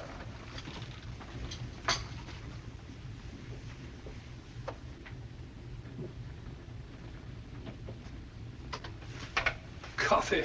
I don't see how you can drink the stuff. I never could stand it myself. Everyone in my country drinks coffee. My dear Nicholas, apparently you don't realize that it's tea that has made the British Empire, and Watson, what they are today. Well, we're both in pretty good shape, aren't we? I thought it was the playing fields of Eton that were responsible. No. Only for the Battle of Waterloo. Scummy-looking stuff, even for coffee. Looks as if the cream had gone sour. Don't drink it. Why not? What's wrong?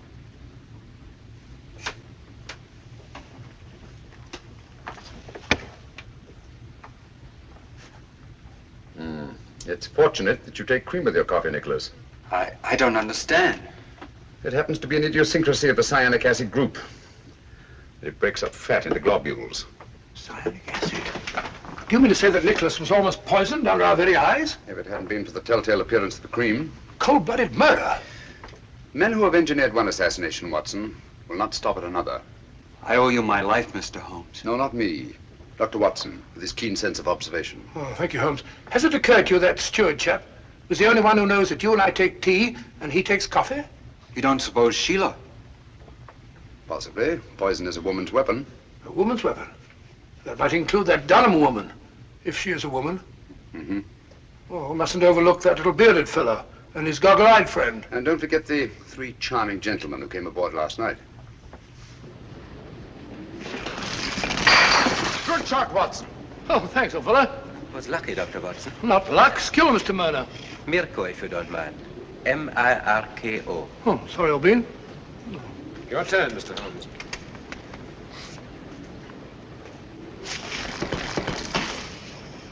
You've left your man unguarded. I don't think so. It will be more difficult to take him off than it appears. Your turn, Mr. Gregor.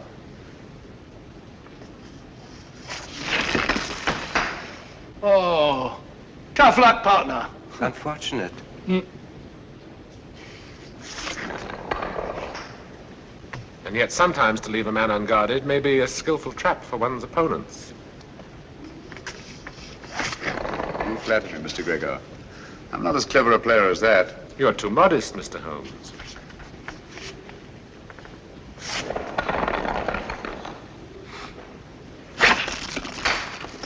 Mirko is most accurate. Afraid I'm not giving him much help. Are you conceding defeat then, Mr. Holmes? Oh, certainly not. But one always prefers to win. Even when the price of victory is too high? Of course, that all depends on the price one's willing to pay. Ah, well, that's it, Mr. Mirko. I'm afraid we're too good for you, old man. Yes. Mr. Holmes and I shall have to stand the drinks. Now, to your skillful playing, Mr. Mirko, I wouldn't think of penalizing you. The drinks shall be on me. You are a good loser, Mr. Holmes. I suggest we all meet in the lounge after dinner. Right. Thank you for the game, gentlemen. Pleasure was ours, Mr. Holmes. Ah, now we can really see it. The Rock of Gibraltar. We'll be getting to the Mediterranean soon, Holmes. Now that you have failed to warn Holmes off, our only safety lies in first eliminating him. But Holmes is not our objective. No, but he stands between us and our objective. It seems such a pity to eliminate Sherlock Holmes. You may accuse me of being unduly tender-hearted, but to destroy so great a man in order to reach our target. But a target we must reach before we arrive at Algiers. There's still plenty of time. You're right, of course. I should like to have given Holmes a chance, but... Good. Then tonight, it'll be done my way. You really enjoy your work, don't you, Mirko?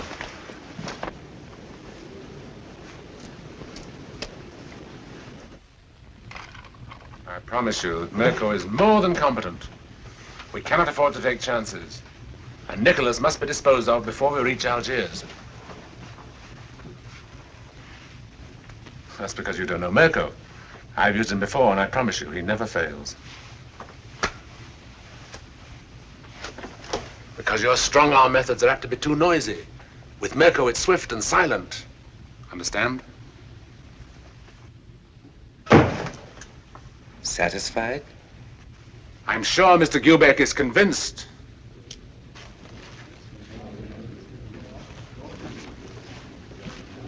Good evening, gentlemen. Good evening. Mr. Mirko insists that the losers pay off the bet. Oh, delighted. Won't you sit down?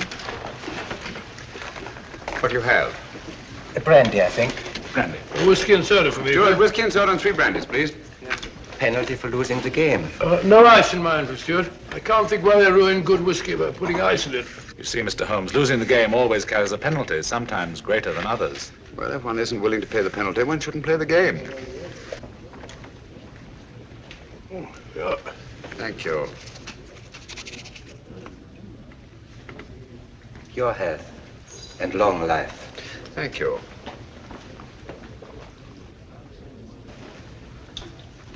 I think I'll turn in now. Oh, what happened to your charming companion? She said she had a headache and went to her cabin.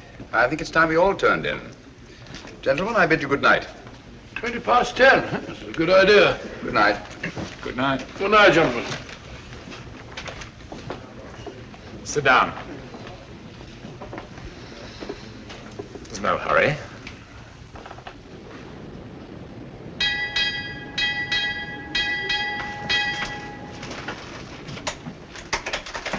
It's over by now. My dear Mirko, try to cultivate patience. It's so much safer.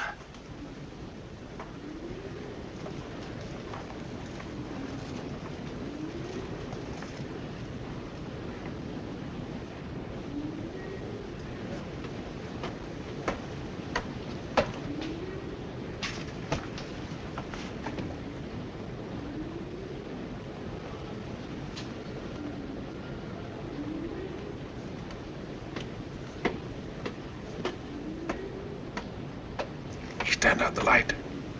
I promise you I shall not fail.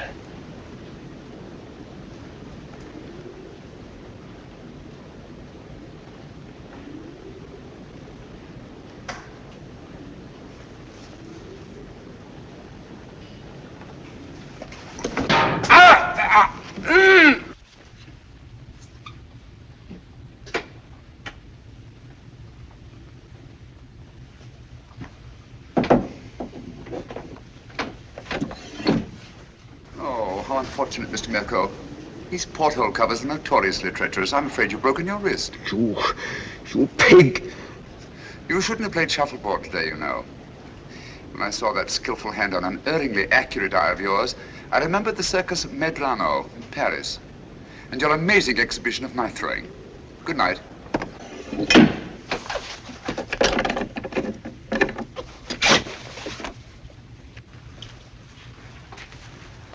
Good morning, Mr. Holmes. Oh, there you are. Good morning. Good morning, Mr. Gregor. I heard of your friend's unfortunate accident. Will you please convey my sympathy? It may take a long time to heal. You'll have to have patience, you know. I was explaining the advantage of patience to Mr. Mirko only last night. Now, me, I am a very patient man myself, and I always believe the result well worth waiting for. Don't you agree, Mr. Holmes? Patience has advantages under certain conditions. We are in accord, Mr. Holmes. Yes, aren't we? That fellow Merker said he slipped and fell down while walking around the deck at 3 o'clock in the morning. Huh. Drunk? Most probably. Possibly. He's got a nasty fracture. Took me over an hour to set. Never got to sleep again. That's regrettable. Too bad you couldn't blame it on your insomnia. Insomnia? You know I always sleep like a top. I don't think either of us is going to get much sleep tonight. Oh, you mean that woman's party? Silly creature. What on earth do you want to give a party for? I wasn't referring to Miss Dunham's party, Watson. Deadly as that will undoubtedly be. No. This is the last opportunity our three friends will have to prevent our successfully carrying out our mission. We arrive at Algiers late tonight.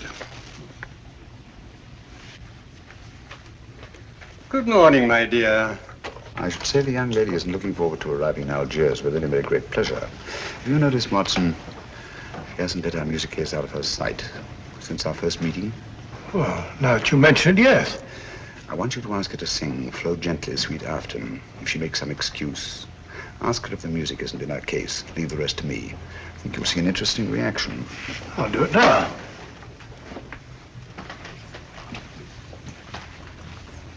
I still haven't heard Flow Gently, Sweet Afton. You promised to sing it for me, you know. Oh, I'm sorry. I'm afraid I don't know it from memory. No, I won't take no for an answer. Perhaps you put the music for it here in your case. I'm afraid I don't feel like singing. I beg your pardon. What did I tell you? Interesting, isn't it? Interesting. But he's right.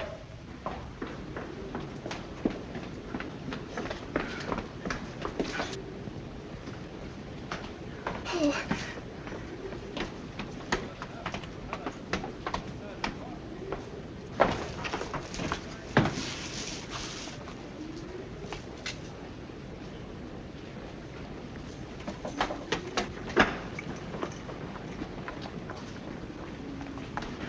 Don't come any nearer. If you do, I'll...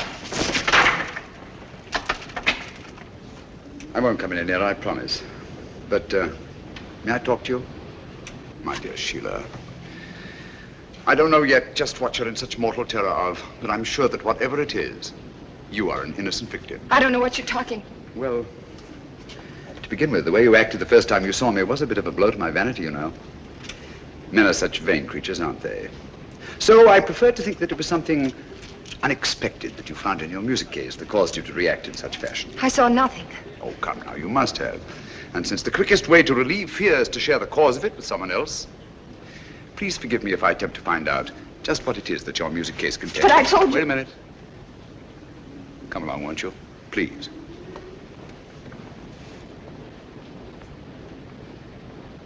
Won't you sit down? Please. Now, it's unlikely to be important documents, since to know their significance, you'd have needed time to examine them. But there is one thing which is small enough to be easily concealed and which is highly valuable. A jewel or jewels. Then there's this fellow Hassan, in whose cafe you've been engaged as an entertainer. He's been suspected for years by the police of 2 continents as the largest receiver of stolen goods in the Near East. So, circumstances would indicate that the jewels you found in your music case are both stolen and extremely valuable. And since there have been no other important robberies in London for some considerable time, I venture to say that you're carrying the Duchess of Brookdale's emeralds. Am I right? You're quite right, Mr. Holmes. May I? I'd left the briefcase in my manager's office. He brought it to me just before we sailed. Yes. So Dr. Watson informed me. I recognized the emeralds from the newspaper description. Oh, Mr. Holmes, I've been so frightened. Don't worry, my dear. Don't worry. I'll return the necklace. And I assure you that the reward the insurance company has offered is yours. and will more than make up to you for any loss you may incur by the cancellation of the Hassan contract. And will enable you to go home to, Brooklyn. Brooklyn? Well, I knew a most charming man who lived there once. He's now a resident in Sing Sing prison. You know, I'm not going to have to carry this briefcase around with me anymore. How can I ever thank you? If you really must thank me, please do so by singing Dr. Watson's song for him, will you? You're a darling.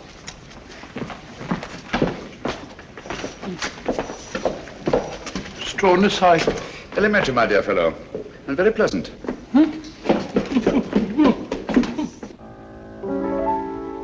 Flow gently, sweet Afton, among thy green braes.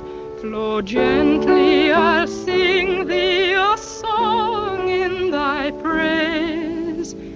My Mary's asleep by the murmuring stream.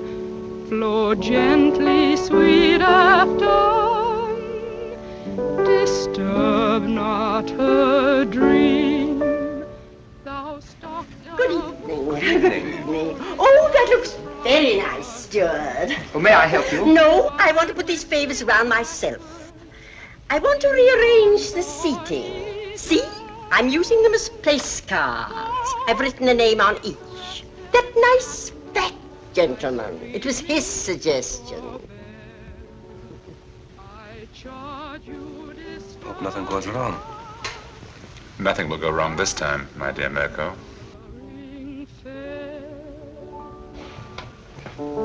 Thank you. That was charming. I love that old song. Now you must sing for me, Doctor. You promised, you know. Well, if you like, I haven't sung for some time. There's nobody here. Remember you told me you used to sing a song, what was it, Loch Lomond? Yes. Come on now, Doctor, just to please me.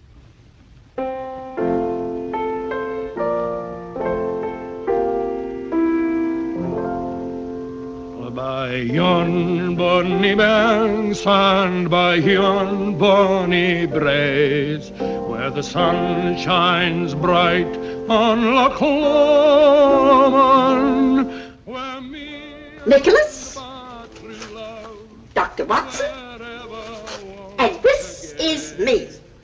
There, I think that's done. Now I better have a few words with the chef to make sure that everything is taken care of. May I show you the way? Thank you.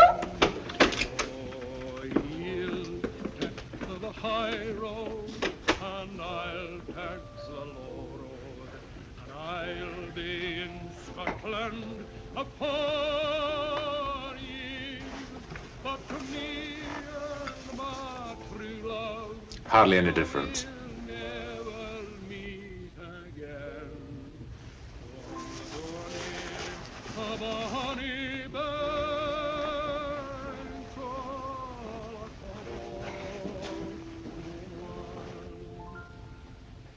But to me and my true love, we'll never meet again on the bonny banks of Loch Lomond.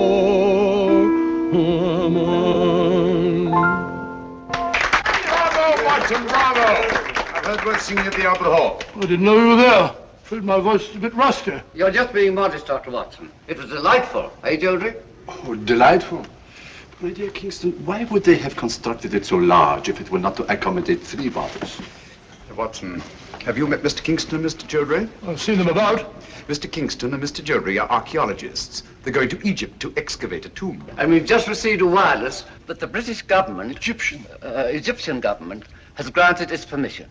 Oh, congratulations, archaeologists. They might have been dug up themselves. Watson, please. Sorry? Was that you singing, Ducky?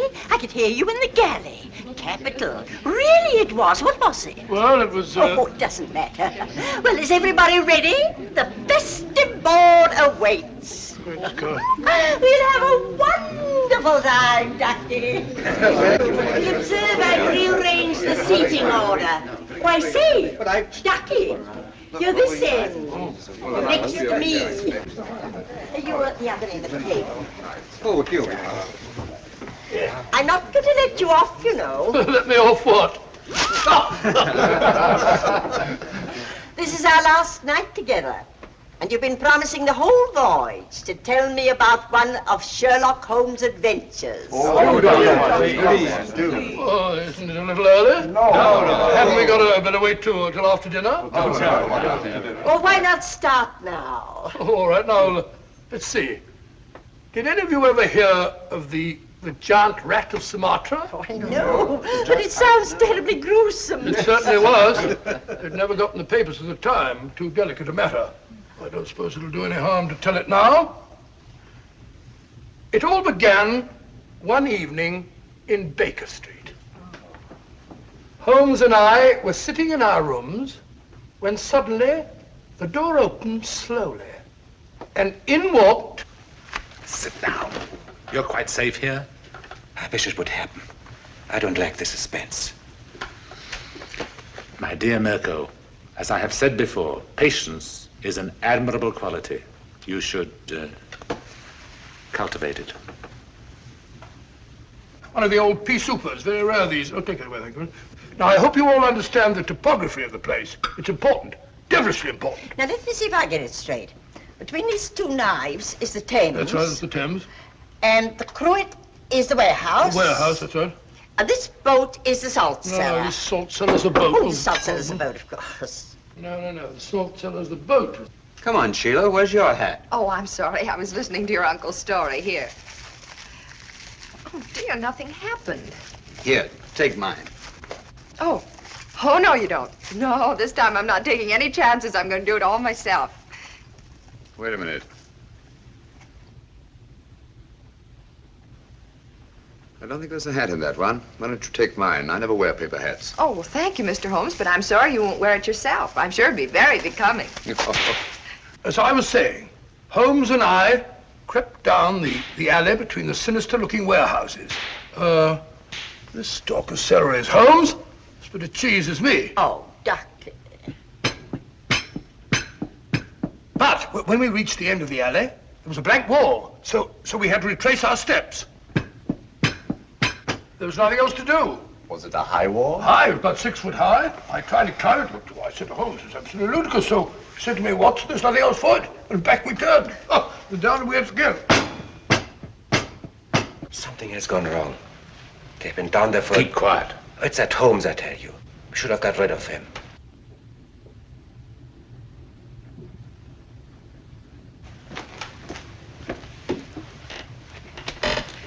Stay here.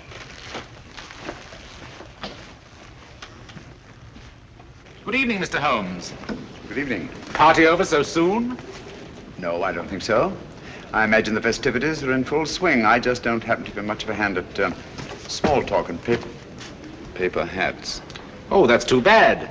Now, I always enjoy that sort of thing. Really? Then perhaps you'd like a paper hat as a souvenir. This one was at Watson's nephew's place. I'm sure he'd like you to have it. Not interested? Oh, very well.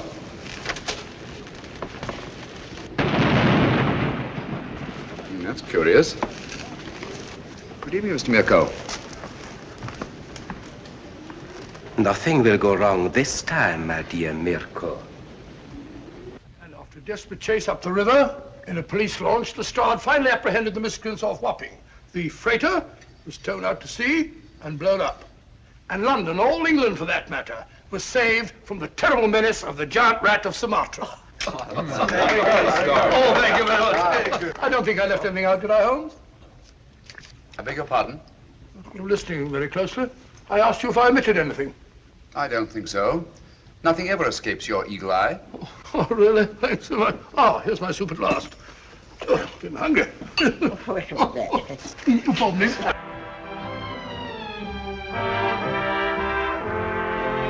Cheerio. Hi. I can't believe this is our last night. It's funny, I can't either. Archaeologists going about like a couple of conspirators. You notice, Watson, that our three friends are conspicuous by their absence? Oh, now that you mention it, I don't see him anywhere about.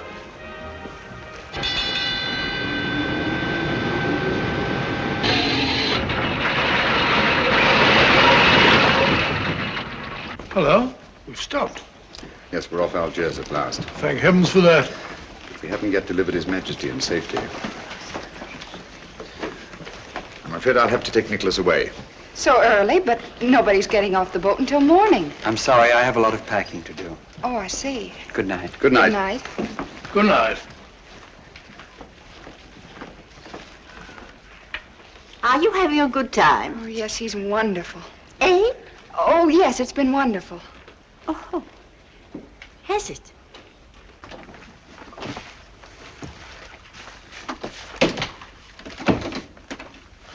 We can relax only when Nikolas is safely in the hands of his friends. You remember the identification they'll present? Yes, of course. Good. Get your hat and coat. I'll stay here with Nikolas until you return. Yes? The launch is waiting to take Dr. Watson ashore, sir. Thank you, Sanford. Good luck, old fellow, and hurry. You can rely on me, Holmes. Bye, Nicholas. Good luck. How long should it take him, Mr. Holmes? Oh, about half an hour, I should think. No one could say it's not been an exciting trip. That was to be expected. We'd all have died of boredom if it hadn't been. Yes? Sorry, Holmes, I forgot my pipe.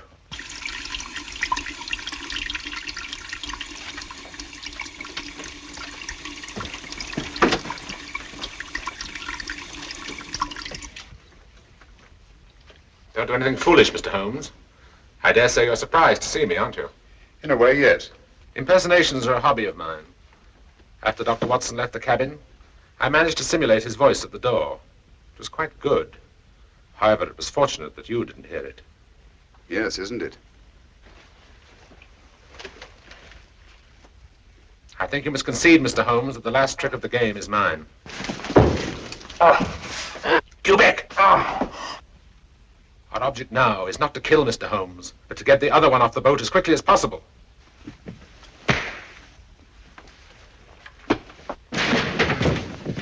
That's better.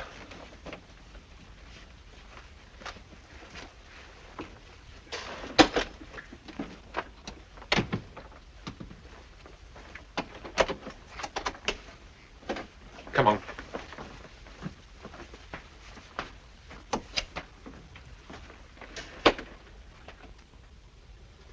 I must offer you our sincerest congratulations on the successful accomplishment of your so hazardous mission, Dr. Watson. Oh, thank you, Mr. Revich. I don't mind admitting it was one of our most difficult cases. Mr. Holmes is aboard the ship. Indeed he is. I left him guarding His Majesty. Our country owes you a great debt of gratitude, sir. Oh, it was nothing at all, sir. Nothing at all. Follow me, gentlemen.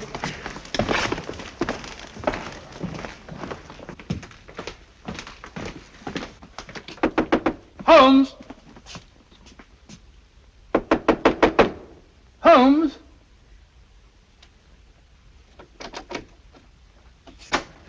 Unlocked. Funny. Holmes! Locked. Holmes!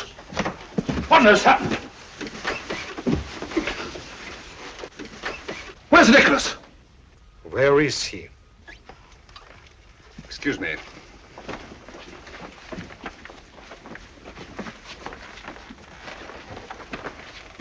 Have these gentlemen correctly identified themselves? Yes, of course they have. Never mind about that now.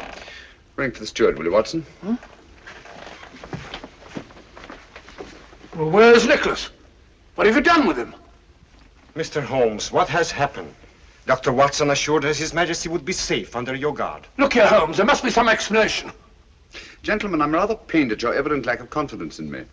Did you ring, sir? Your Majesty, King Nikolas. You're safe, sir. Heaven be praised. What? Your Majesty. Your Majesty? What are you talking about? King Nicholas? I don't understand. The young man who assumed your identity, sir? He's safe and unharmed. We've just received word from the shore. 3 men have been taken by the security police. But you let them tie you up and kidnap him. Naturally, as ensuring their absence during His Majesty's safe arrival.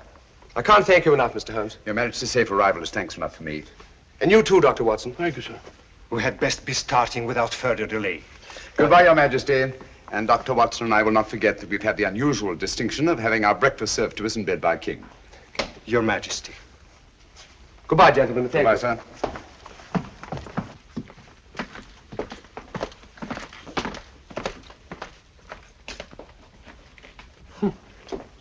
Why didn't you tell me? Didn't you feel that you could trust me? My dear fellow, you know I have the utmost confidence in you. It certainly doesn't look as though you had. My dear Watson, if you'd known the truth, you'd never have been able to treat His Majesty like a steward. Oh, didn't you think that I could play up? I was afraid that that honest face of yours might give the secret away. Yes, Watson, let me advise you. If you ever consider taking up another profession, never even think of becoming an actor.